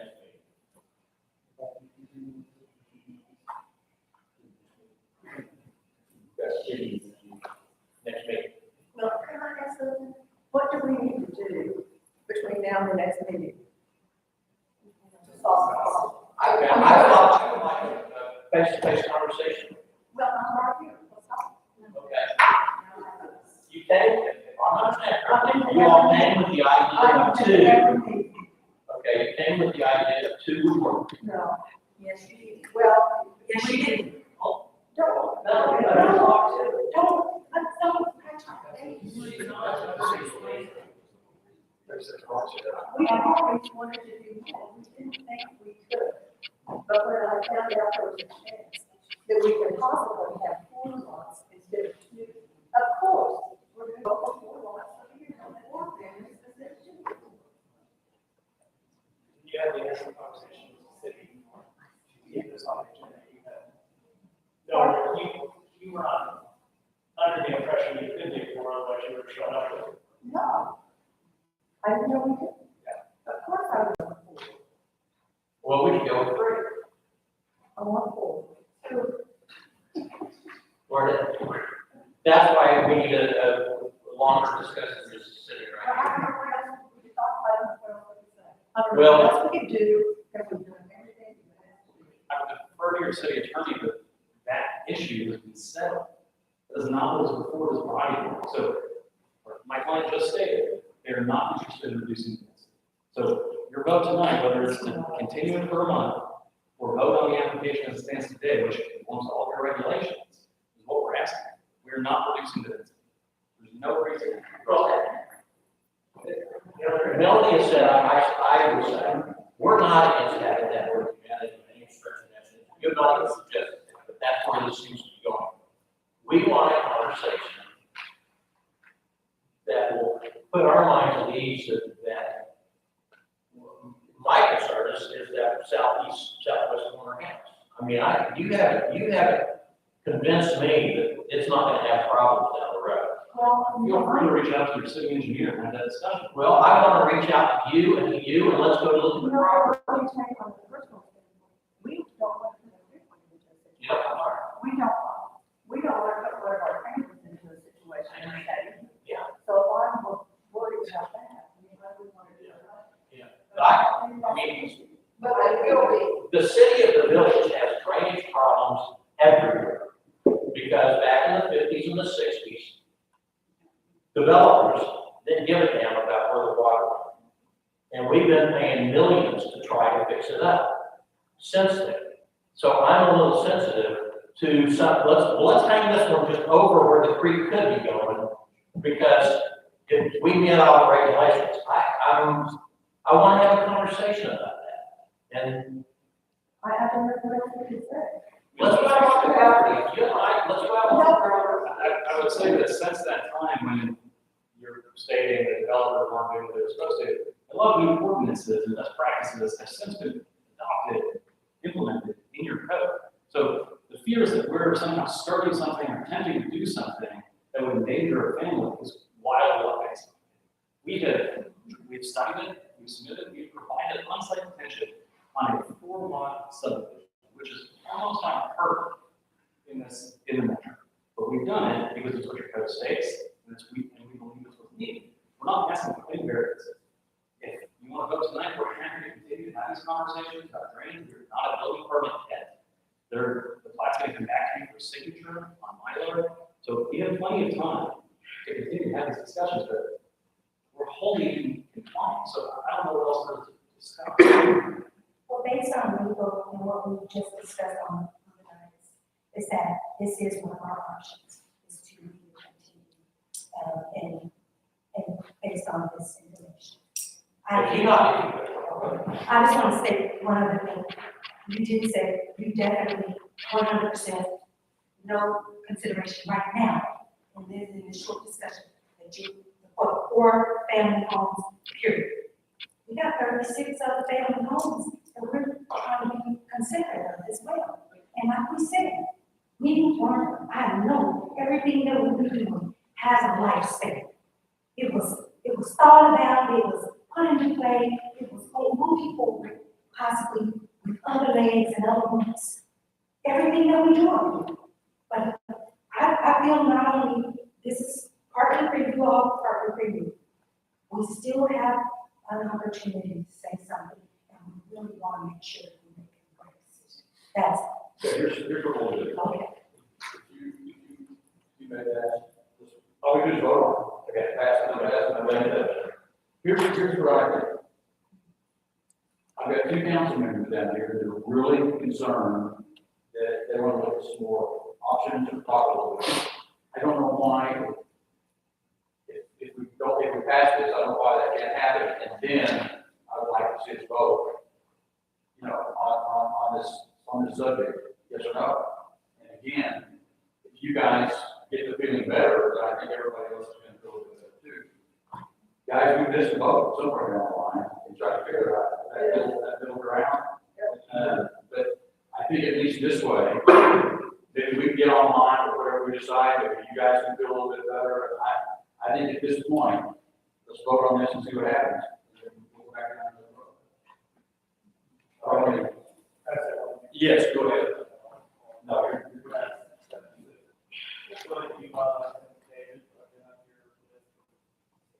The next year, 20, depending on the date. I do call your son. Thanks, Grandma. I just, you know, I mean, I think back on the votes that we've had in this room. We've heard from neighbors, debated and discussed, and we've done all that. And there's been a lot of times we trust our engineers and reports, and it's gone right, it's gone well. The one is that our first earlier had pretty much done, so I can let you guys. But I mean, typically we receive a presentation like this on development at this point in the game. We trusted our city engineer first. Then there have been times when the city engineer has come back to us and said, "You're missing the mark, we gotta fix this." And we said, "We'll fix it." Also, a lot of times they come in here and said, "They nailed it, it's code. This thing can be improved one thing, and we fix that, they've done it." And then there's the majority, vast, 90% of the time we've had this conversation. At this point, where we got presentations in all the galleries, so we got it more, got it for the area, we got it for all sorts of the city. And never had this kind of debate at this point. I get, having not been here, and the discomfort with it, I'm not asking you to vote tonight, but I am asking you to look at the project. Where is it in this game? Because the other fear is you're going to put a Pandora's box. Lawsuit or anything else against the council, we're debating things. We can't debate this point legally. We're past that point. And that's part of your hard reconcile with. That's where we are in this process. Well, so I also want to say that I very much feel like Sean. Jim, you're the only one who's called and talked and texted to me about this, and I get that, and that's good. You're the only one. I also represent my voters. I try to balance that with representing the city. I'm not in the mayor's seat right now, so I really do feel like I represent the board. Sean, that's up to you. Okay, But that's what it was. I guess. I do understand the point being made here, but I also want to push back a little bit and say I do feel very strongly that I do represent my board and the people I'm elected to represent. And if there's anybody here who wants to have this conversation after we continue that tonight, I think that's where we're going. I'm all ears. I'm also all ears for anybody else. But again, today, the only conversations I've had about this from anybody in the village that lives here is Jim. Everybody else has yelled, screamed, and done everything, and you're happy on this issue. I'm speaking from what my experience has been here, so I just want to put back that I've heard people saying I don't represent the city. I think that is false. So with that, I would want that. How many people would you guys have heard from at our mailer included the super majority? With all due respect. I mean, probably more than one, is that fair? Honestly, maybe, I don't, the history of people in the city reaching out and talking to people about things that the council is pretty good. Okay, I know you so much, Sean. Let's conclude this week about talking. Yeah, let's go on and get this vote out of the way. I will, there's a motion on the floor, Yeah, but I'm not ready to say that, so. Just because we continue it, I'm not saying this we turn down and on, okay? I'm saying this one time. Yeah, I'm not saying that either. Yeah, so I don't want to leave you guys grasping for straws. We're gonna vote on it, continue, so it's everybody's going down, that's where we are. That's where we are.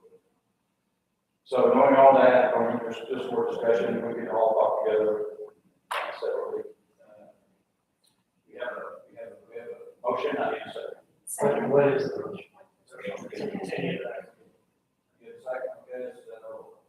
Motion by David, second by Melanie to continue this item. David? Yeah. Melanie? Yeah. John? No. Bubba? Yeah. Sonny? No. Motion passes. Thank you. I'm gonna grab a card. Okay, so we can get together. I appreciate it. Okay.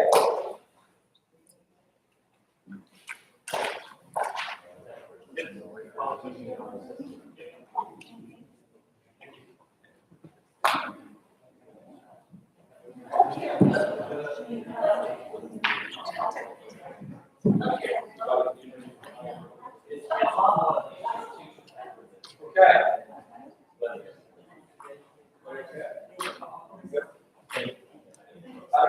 Agenda number 7, consideration regarding hearing for reducing statement for 2709 Kent Drive. All meetings and overgrowth, but property owner is Susan. Requested, and tonight, talk about it, the homeowner is, you tell me your name. Susan Fitzpatrick. Okay, we'd like to hear from you. Okay, this one's kind of trivial, probably to a lot of folks, not to me.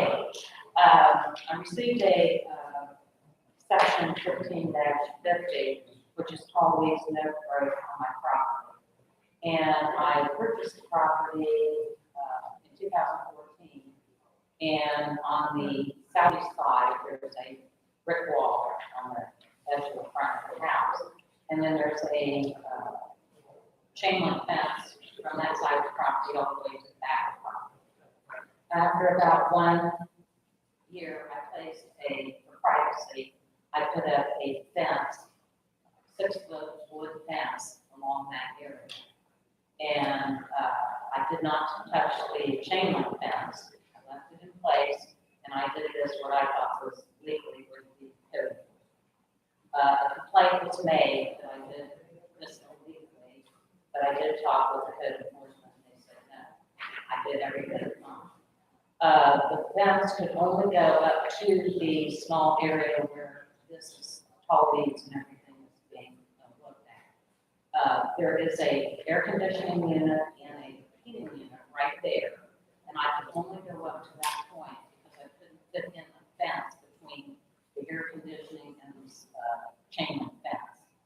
So a couple of years ago, when we had the big storm with the ice storm, another complaint came in to say that the tree was dead and that portion of that fence, and it must be removed. So code enforcement issued a violation, and I turned around and dealt with Ken in code enforcement and worked with him to get the tree cut down, in case somebody would cut that down. At that time, it's hard to find somebody to cut the tree down in this whole process.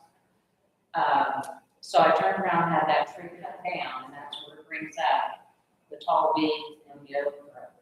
The funny thing is, I paid to have that tree cut down, and guess what? It's back. And it's up towards the front, and it looks like it's overgrown, but it's part of the tree sprouting out. And then there's another tree that's coming under the fence from the neighbor's yard, it's going underneath the fence, and it's in front of, we're kind of in the middle of that whole section, 20-foot section. I also have tall weeds. Yes, they're milkweed plants, but we, in the family, we do take the milkweed and we use it as tea. And dandelions, that in some of our salaries. So those tall weeds, we got another complaint, that I have tall weeds, and I would like this to be looked at, and I would like to work with code enforcement and city council to see if I could put up a sheer, it's called a sheer fence screen, to hide all of that, to kind of be consistent, to go up to the wall to hide some of that, because we do use the weeds, I mean, as far as the milkweeds, fatigue, and dandelions. So I'd like to be considered, if I could work with code enforcement to be able to do that. Back in April, Governor Stitt made a declaration that we look at all the plants, native plants to Oklahoma and keep them. Milkweed, there's only 3 milkweeds that are poisonous. All the rest of them, people can use them, and he wants Oklahoma to declare April a month for native plants to be grown and to be kept in the areas of Oklahoma. So I'd like to see if I can work with him in getting something to cover that area to stop complaints.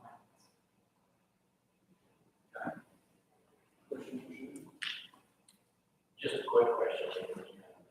I tried to find,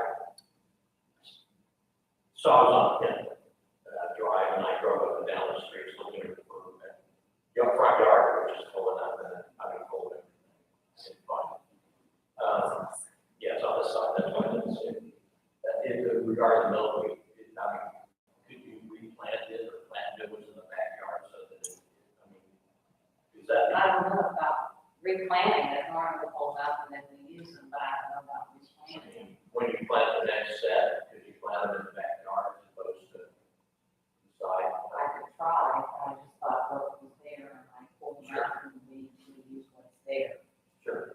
Now, the trees for the shrubs and bushes, that's coming from the neighbors underneath the fence, and then the other trees is what was cut down previously. So I can pull the weeds, but I was gonna put up a 6-foot screen to be able to screen that fence screen. It's called a fence screen. Not that, you can see that. That's not. That's fence screen. Oh, that is. Yes, it's called a fence screen. I even have the documentation on it. So that I won't offend people anymore. You said you can't get the privacy fence down that side. I can't because, the air conditioning unit is only, there's only like one step for the gentleman to come and service it, that's called the summer. And he can't work in that area with a wood fence, so that's why I stopped that wood fence. Is it possible to trim them back, but they're not so tall? Well, the tree is gonna grow tall. I mean, the milkweed. Oh, the milkweed, yes, I can go ahead and trim that, that's not a problem. I'm just worried about the tree coming back and then that bush that's coming up on the other side also. So I can agree to trim the milkweed, try to land it like that. Where's that tree again? Is it on the other side? See where that wood post is Yes. there? That's the tree that's growing back by that cut down. Can you see it? From where can you see it? The front or the side? Well, you can't see it from the front because there's a brick wall. And then the fence starts on that side, there's like a 6-foot brick wall that's probably up to here, and you can't see it. Can you see on that picture? The wall, Oh, no, the tree. I'm sorry. The tree, can you see it on the image that's shown right there? No, just the fence, well, Oh. right there, in the very front, that's the brick wall down at the bottom, Okay. and that's the tree that's regrown. That's just not the brick wall. Right, it's on that side of the brick wall. I'll tell you, I just had a tree taken out last year, well, actually, it was 2019. And they had it lined in summer, really deep. And we're just now starting to get. Well, see, I was told that the tree was dead, it's not. It wasn't dead, but pay to have that down. So this Ken, you know. I just want to tell you guys about Milk Week real quick. It's very nefarious and it's almost like bamboo. So if the rhizomes, it's almost going to be impossible for her to remove it from that side entirely because she'd have to dig so far deep. We're talking 6 to 8 feet deep to remove the roots of the milkweed plant. The best she can do is really trim it below the landscape. Is to always keep it trimmed and keep it back, and that'll help it. And then on the side of the side where the tree's growing in, you're just gonna have to keep cutting one back. But I just wanted you guys to know that's how we have it on our property, and it doesn't help you with all this rain. We're all getting trees and roots and weird things growing in our yard again that haven't been there for 20 years. Thank you. Our expert on this is going back. Thank you. Right? Ken, just a question for you. I mean, if there was a way to do some kind of screen on the hurricane, because I've seen that in construction zones and other places too. People do on privacy with the chain link, fence, and there's a black pattern or whatever that goes with that. We've done that anywhere else, in the city. Are you talking about like the chain link slats that go through there? Is that what you're? Well, here's a picture of it, but it's a solid, that solid thing, you put like a stake from one end to the other, and it's 6 foot high. So it'll go right along with the fence of the wooden part. I mean, there is an established fence line, so having a fence there, as long as it's not over 8 feet high, is perfectly fine. I have seen where they have chain link fence that you can make sign-proof, and they have little plastic strips in there. Yeah. Well, I wanted to make it 6 foot to prevent future complaints. Right, yeah. Well, yeah, and that's initially where the city came from, is this came out of a complaint. We went out, like an officer assessed it as milkweeds. Where the tree is growing back, that's perfectly fine. If the tree's a new tree, bush, that sort of thing, that's all we're talking about. It was just it's just what we're looking at. So it sounds like if there's a screening solution you can do, keep it, like she said. Yeah, Maintain it. maintain it. We do get complaints about when we have overgrowth as far as vermin and, other ticks and that sort of. Actually, milkweed is not attract weird animals, it actually attracts bees and. Well, we've got a problem with the stem, and we can't get rid of it. But that's not true, but, you know, are you gonna be problems?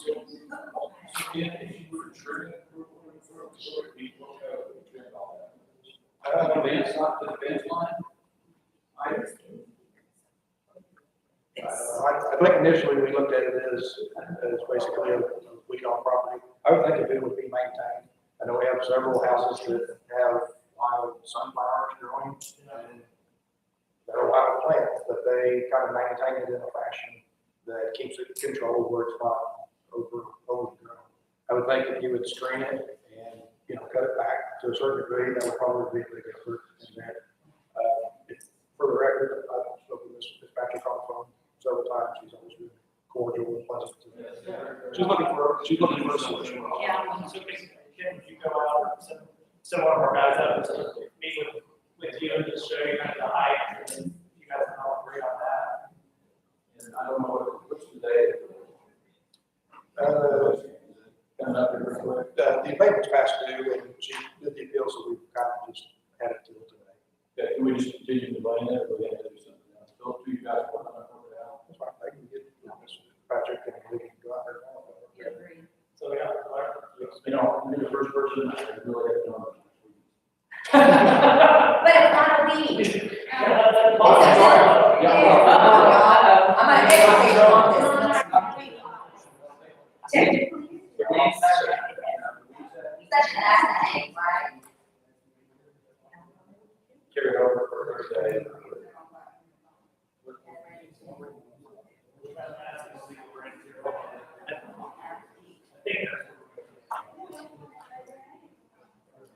So, Susan, are those, when you plant the flower, we come like this, and you pull them out, we're out. Those good ones. They got the thistles, some Yeah. come out with flowers, chop those out, put them in tea, give them salad. You got thousands of them, they keep coming back like you're saying. I'm gonna send them to your house. Well, not treated your yard. I think Treated your yard, we should not. There are three kinds of milk we use. Okay, let's get control. Thank you, Thank you. appreciate it. Good job.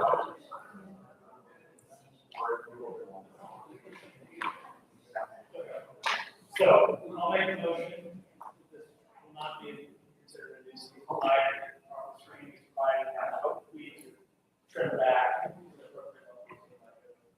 I like it.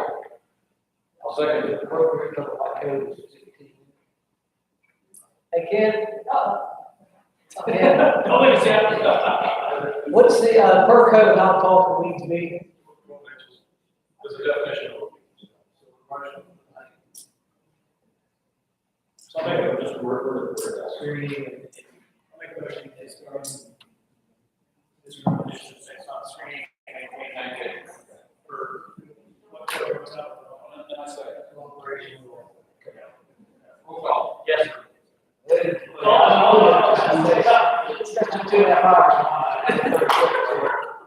Motion by Sunday, second by Melody. Yes.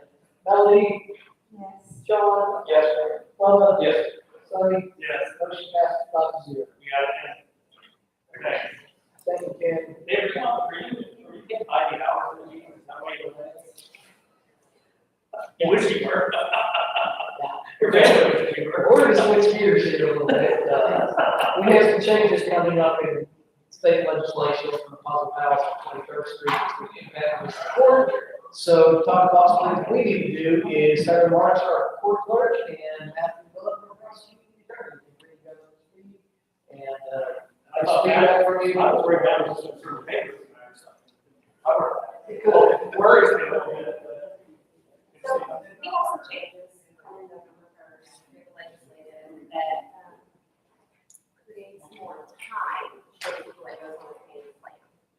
And so in regards to that, the law basically states that we cannot financially punish somebody that can't afford it. So what we are proposing with this new law is that instead of putting a government up here, which is $120 on the payment plan, this is just. so instead of us putting a $820 ticket fine on payment plan people, we want to not do that at all. We need to remove it out, if you guys will approve it. Oh, there. How's there been noise? It's a new system. Yes, it's very good. You guys have to budget. Okay. So, we would like that to make it where the only people that get letters of appearance is going to be the people that's never been arraigned. The people that choose not to show up in court on purpose and haven't had a judge see them happen. The ones that have already been adjudicated by the judge, we would like to not do the letters of appearance any longer. Because most of them that go on the payment plan is going on the payment plan because they can't afford to pay the full balance up front. So we don't want to financially penalize them. I mean, our guess is we're suspending their license when they go delinquent after 30 days. Yeah. So we would like that portion of it removed out of the code, but that way we don't have to go forward and move on. Also, another thing that will do that you guys are also doing on tonight is the switch of the collections company. We're not trying to send unadjudicated things to collections because it makes it a mess for us. So that's the big reason why we're proposing this. And then everything that goes to collections is going to be already adjudicated. So we don't have to mess with unadjudicated citations like the code. Does that work better for you all? It works a lot better. Do less people end up in county jail because they're broke? Yes. Okay. I'm all for it. Okay, I think it's reasonable. We'll bring back an ordinance to you at the next meeting, essentially. She did change 12. I think that's, anything else, clean up along those lines, that's good. Sorry, you had to wait so long. That would make your job easier. But we're glad. Yeah. glad we made it. She did a great job, didn't she? Yes. She knows. You passed your annual review. Come back in a year with something else to change. That's good. That's one of our employees, we're very proud. That's great. Thank you, Heather. Okay, item number 9, consideration to approve. Take 2 lunches tomorrow. Leave early. Take a breakfast and lunch. Maddie, you don't have to show up at court. I think we can just make fun of the city. You know, go for 3 days. They get to do both jobs when they need to. So they're going to fill in. I think it's funny transfer. Jeff's there.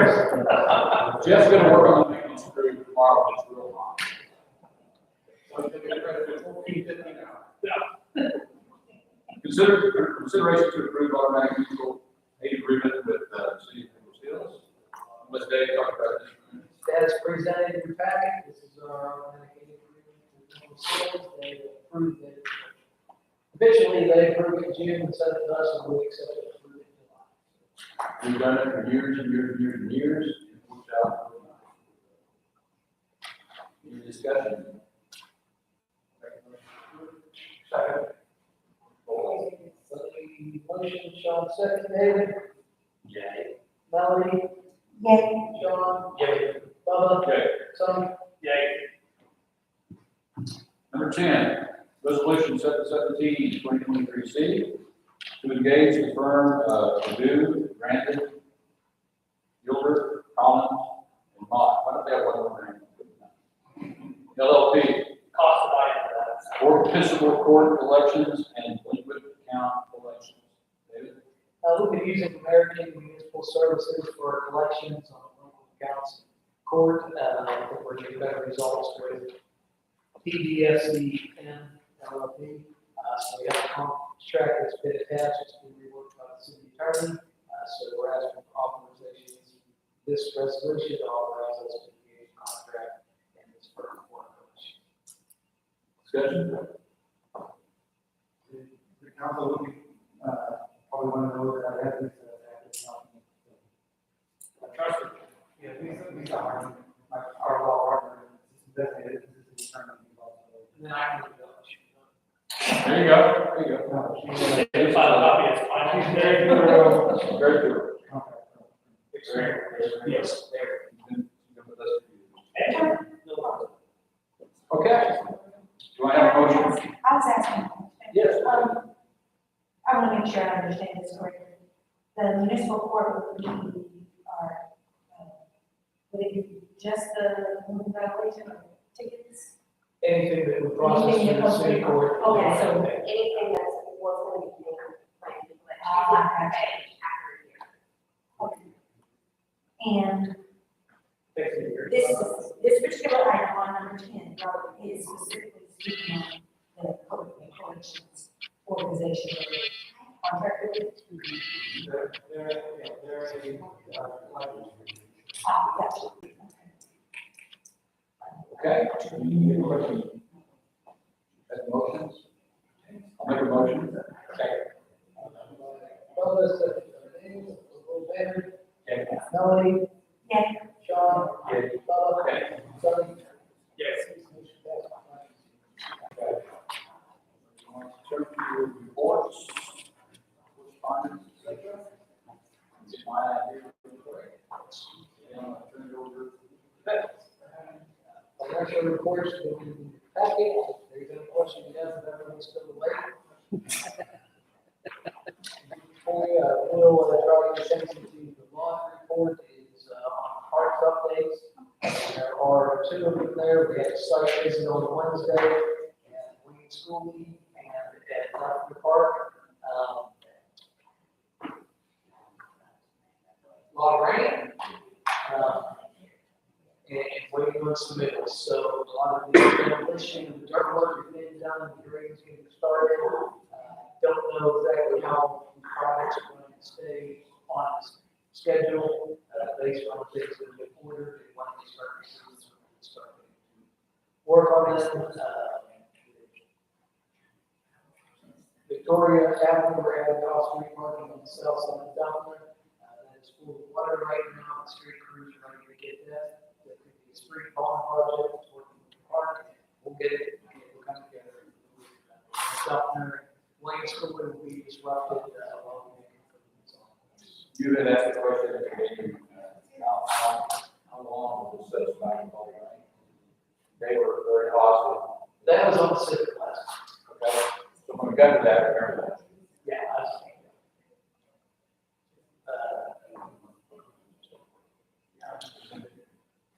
Our reports have been submitted and well, community development's plugging along. They've been working with people with all the rain we've had. So they just want to have time to catch this.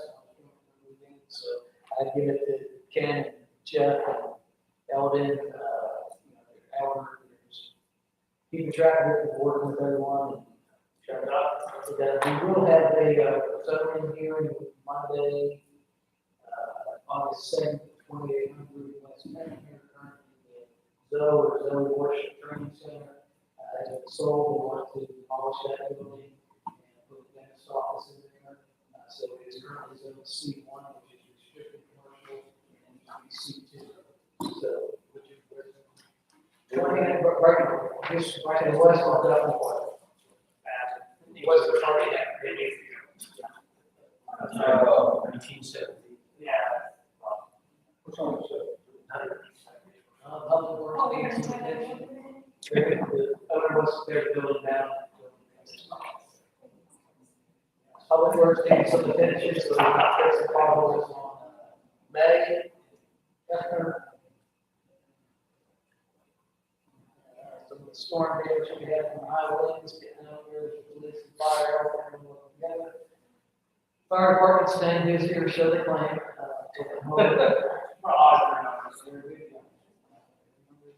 Back to this, I'll use the capacity. Yes, we have. What do you think? Is that getting to a crisis situation? Or you start taking our control? The trending, I think we're all going up, there's so many, Yeah. and more animals out this in summer. Yeah. We're just handling it, they kind of try to make it work. Caden's done an excellent job. We gotta keep up with it. His, latest rash is he, gets these dogs adopted for them to come back 3 days later because they don't get along. So it's kind of a repetitive cycle. He's floated, he's doing good. Wait, Ken, my suggestion to that is to take the dogs to dog training.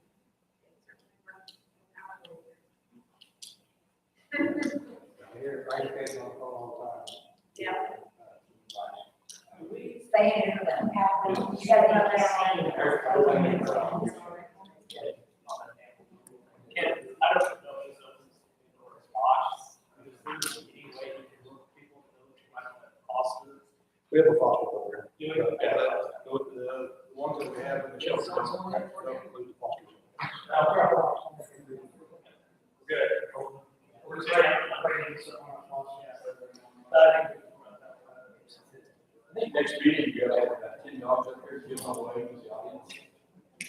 Make them feel bad. The council has to. Did you see the story in your home today about their animal shelter over double? Which one? Homestead. And they're not gonna start, can't start on the new one until next year.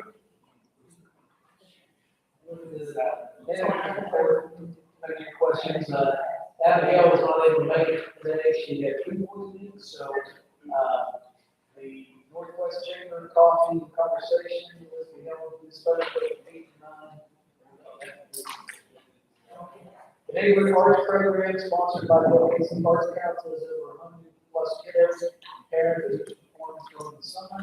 And it's not too late to sign up for the summer reading program, helping guide the our community goal of 12 million points. This will enable us to donate 4,000 books of original in the library. We meet with them, we got them new doors, we're taking a look at this year, looking at the roof, and we will need to replace the roof.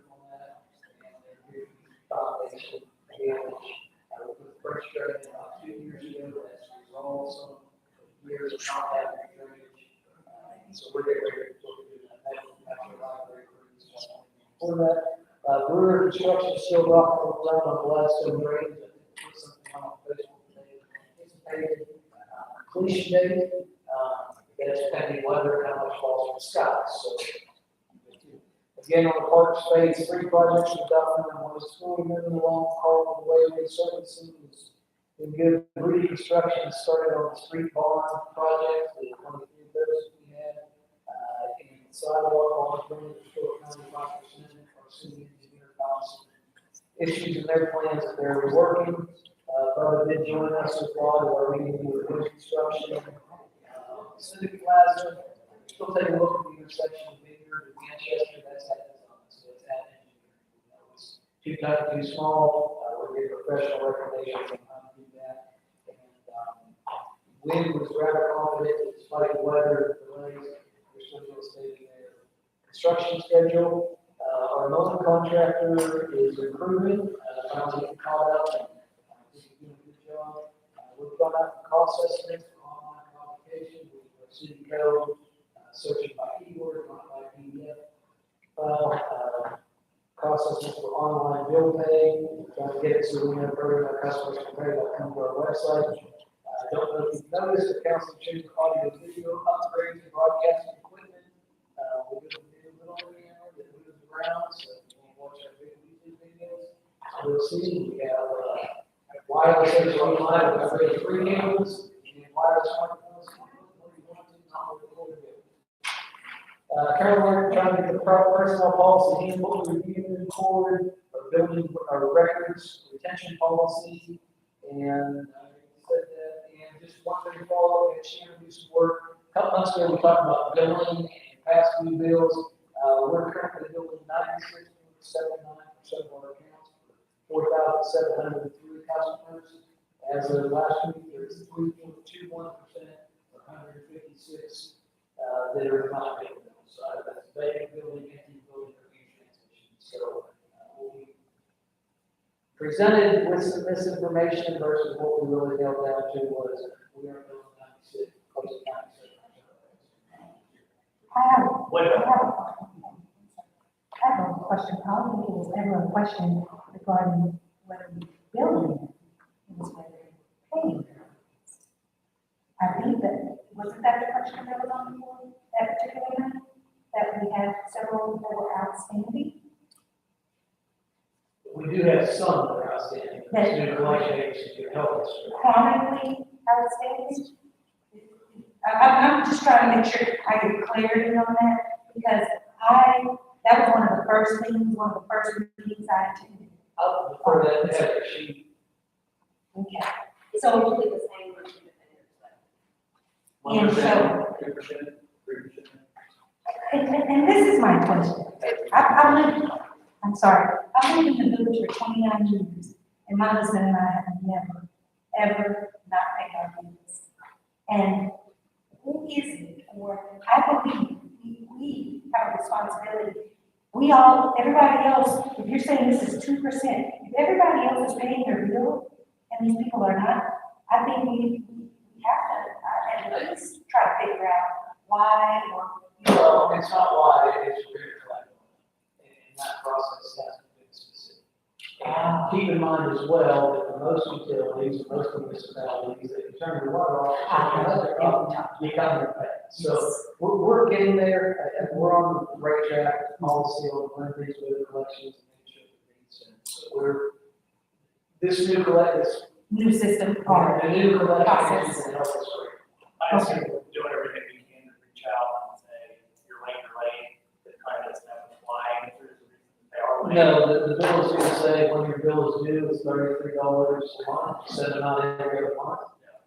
It goes up each month because of the last. So, I'm sorry, I was just gonna say one other thing. If these are chronic non-payers, I don't think that matters to them. No, that's what I'm saying, yeah, I think if it's a case where somebody's elderly and can't afford the bill, I would love to. we're handling that I would separately. absolutely. Yeah, that's not it. Yeah, okay, that's, Same with. yeah, I agree. A lot of rentals. But now that they've realized that we are going to cut them off at earlier amounts, now they're like calling back and paying. Sounds good. I mean, at least We're we not got going your to attention. policy, obviously. Any questions?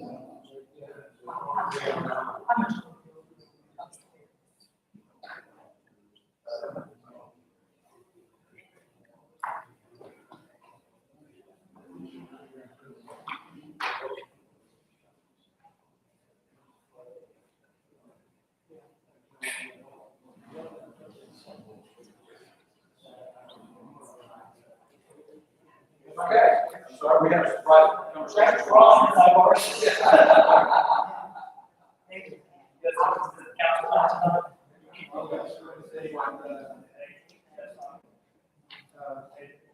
We said that this should have application for the 50 block. I don't think we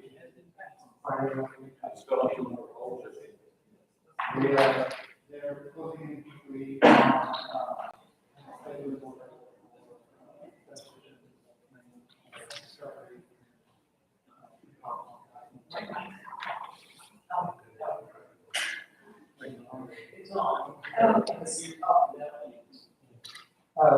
Next week, they're approaching that state of order for coming up in the next 4 weeks. At least Q3 might be closed. Yeah, I think we have a couple of issues. You can get away with it.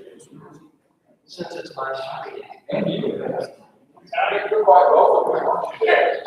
Better popcorn, Jerry, Anything over. Let me go first, and then I'll let Sean take over.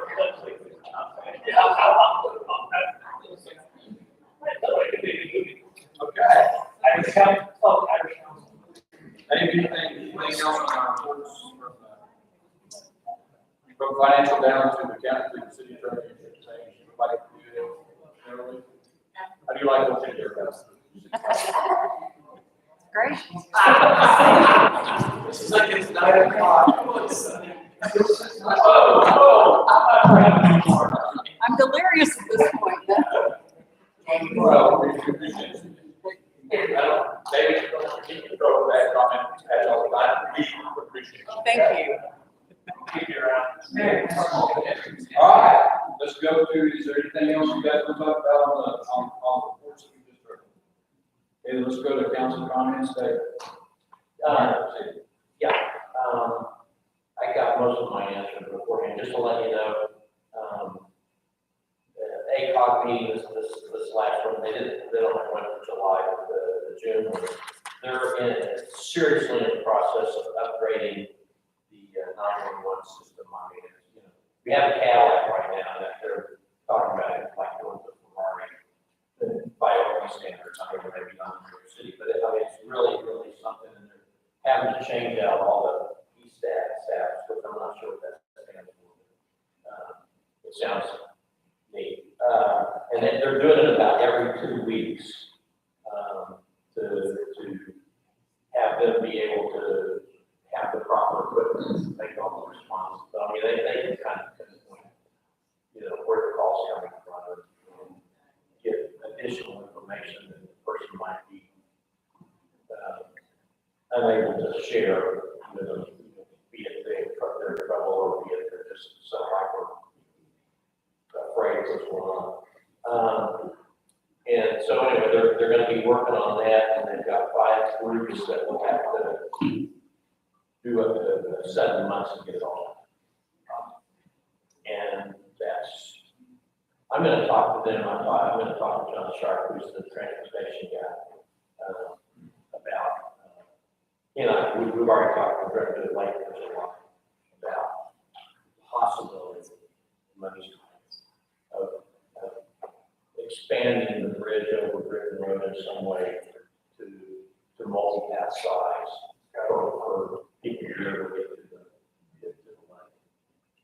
Awesome. Is it been a big turn over there in personnel, the cities and folks that are covering the news now? Yeah, when I walked in, I have people in there. It's been that significant, but I do know the main players. So they have. And last time you were there, you brought a lot of stuff to us, we had that on board, and I appreciate that. Melody? David and I attended our training for Oklahoma Municipal League at Rose State. That was my first time being there since they've done all the renovations. I felt so honored, and it was really a blast from the past because my last duty station was Tinker. And so being out there, I used to do recruiting at the air show, and the air show practices were going on the week that Friday over there. So I was really nostalgic that particular Friday. It was hot, the HE double hockey sticks, but it was excellent training. They are very succinct in the delivery of the information that they were disseminating. I felt so much more empowered. I'm still gonna quote, I don't know what to ask for yet, but I at least learned a lot about what could get me in a lot of trouble. And I'm not going to be, I don't want to be in trouble. And so I refer back to these things, I'll be carrying them around. You'll see me referring to it because I think it's only fair that any person in this community, in the village, that wants to be a representative for their community should have every right and feel comfortable coming and doing exactly what I'm doing. I didn't intend to be here, but I'm here and I want to do a good job. Thank you. I only have a few things. I didn't intend to be here either. Well, we're real glad you will. So yoga's supposed to be getting back on track this week. That has been more than disappointing this summer. It went real well for a while, but just chaos. Supposedly this week it's supposed to be back on track. In October, we're going to do a deal with the library, with anybody, anybody else that has written books in the village. Let's get as many of the writers as we can. I'm just going to do a day where people can come out and see them, autograph books in the way whatever they want to do, and I'm going to cook something depending on what the weather is for everybody. And that should be kind of fun. And in October, I have to wait for these other writers to give me the exact aspect. The exact dates. So, other than that, just the normal phone calls. It's the procedure part of the village. I can do that. Just for fun. That's not against that. She's chef down here. That's all I'll help pick them up. I told my son, right, his space. So, anyway. I know you're in other places.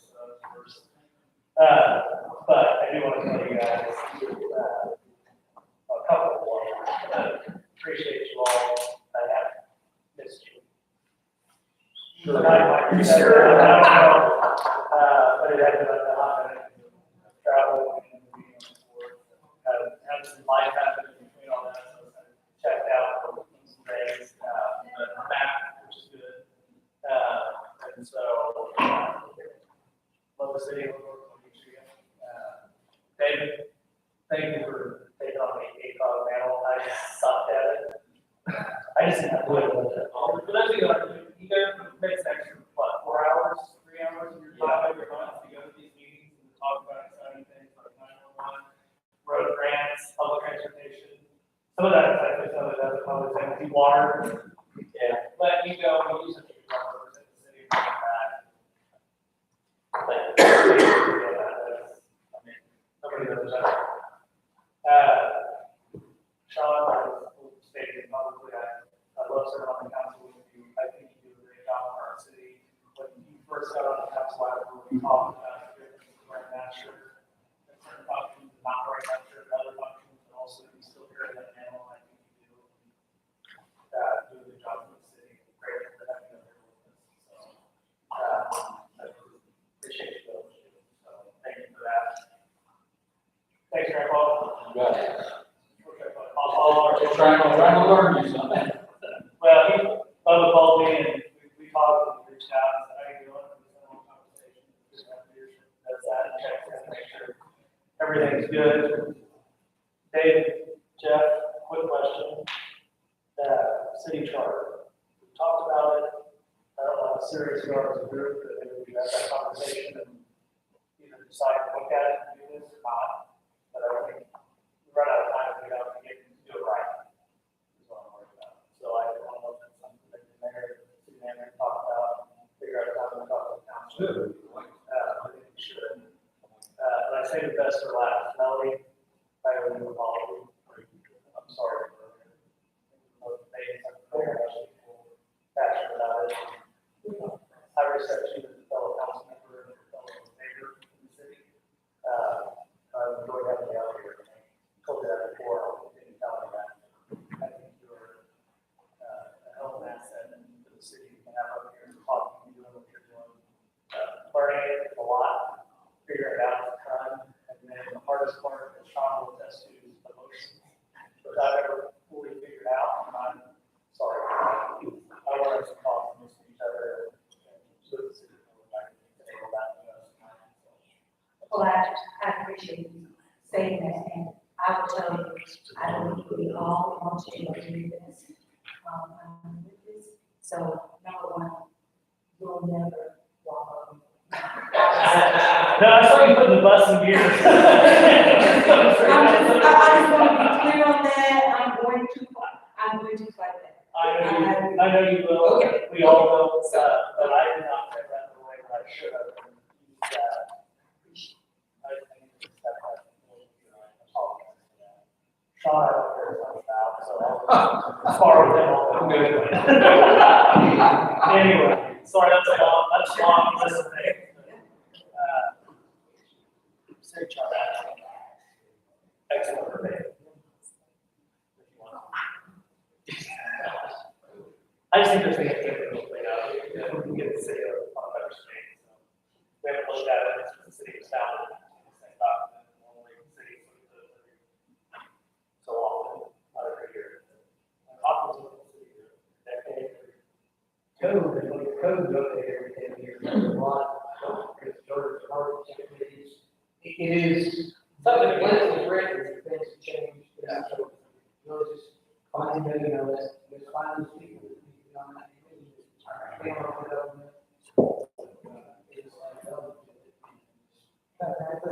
To the point of all the things earlier, it doesn't change anything, but it's your government, it's our government, we all live here. It's got to reflect what we think today, how we operate today, and we must all of us get issues in good ways, so. Anyway,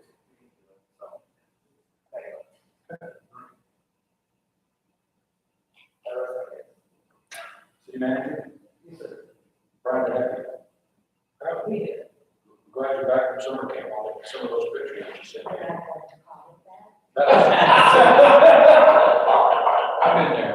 I thought Jim was talking visible, so I went out the parking lot then. Yeah, right. I don't know if you parked those right, but I was checking, so I was just walking somewhere out in the desert. Somebody parked for walking. You rocketeer or something. But do you have anything to add or subtract tonight or your destination so far going forward?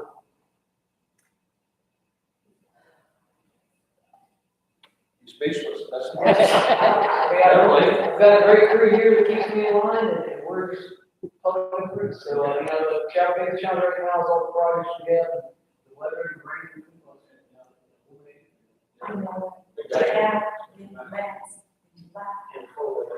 Jeff, legal life. Tell us about it.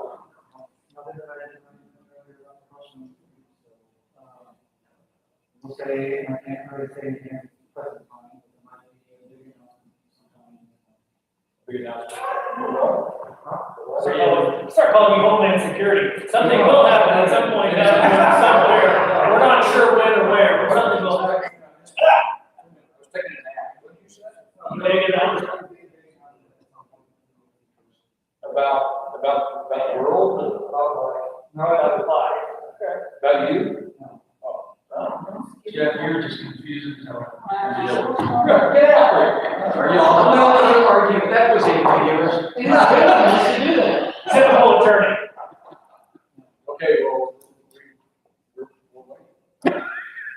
I bet you don't know, but you can't tell. I think he's a little smarter than Sergeant Schultz. Okay, Beverly, how are you? I'm tired. You're proud of me? She wants to see the hell now. She's like, come on, Sonny, we have that with the scan. I think I still got the ring deal now. I'm gonna say. So, I just saying, keep going. I got you down. It's my new year, you have to remember that. There's been a lot of work on my end, getting the old year closed out, getting the new year put in. It's just, yeah, it's crazy. First year, oh, that's good. I came back a couple of times to see. I always tell Ken every time I talk to somebody who's coming to know the thing about building or this, we got to do this, gentleman right here. Does the inspections, works over the plans and stuff like that, you guys don't take away. Some of that stuff he has to deal with. He has to get in there with big time architects, think they know everything, and you get in and they didn't know anything, so how to build a line sometimes. But, he's very, very welcome to this community. So you guys have had to deal with him. Know that he's fair and honest and good looking guy. And I would like you guys to carry back to the community. We just talked about, I'm very proud of the way you handled yourself tonight. Even though it's just 3 years, you know. I would like you to tell everybody, we said it before, and I couldn't say that after our jobs, but potatoes and stuff. So you guys did a great job making the presentation. You can put it in there and proud. Very proud. You tell the first. Thank you guys.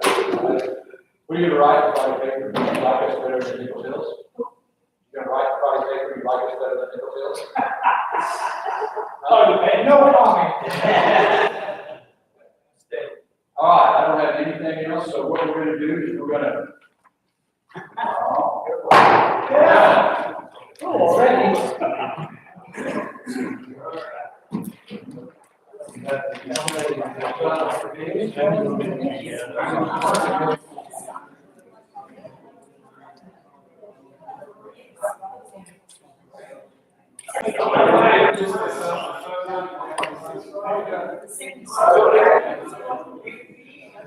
Say,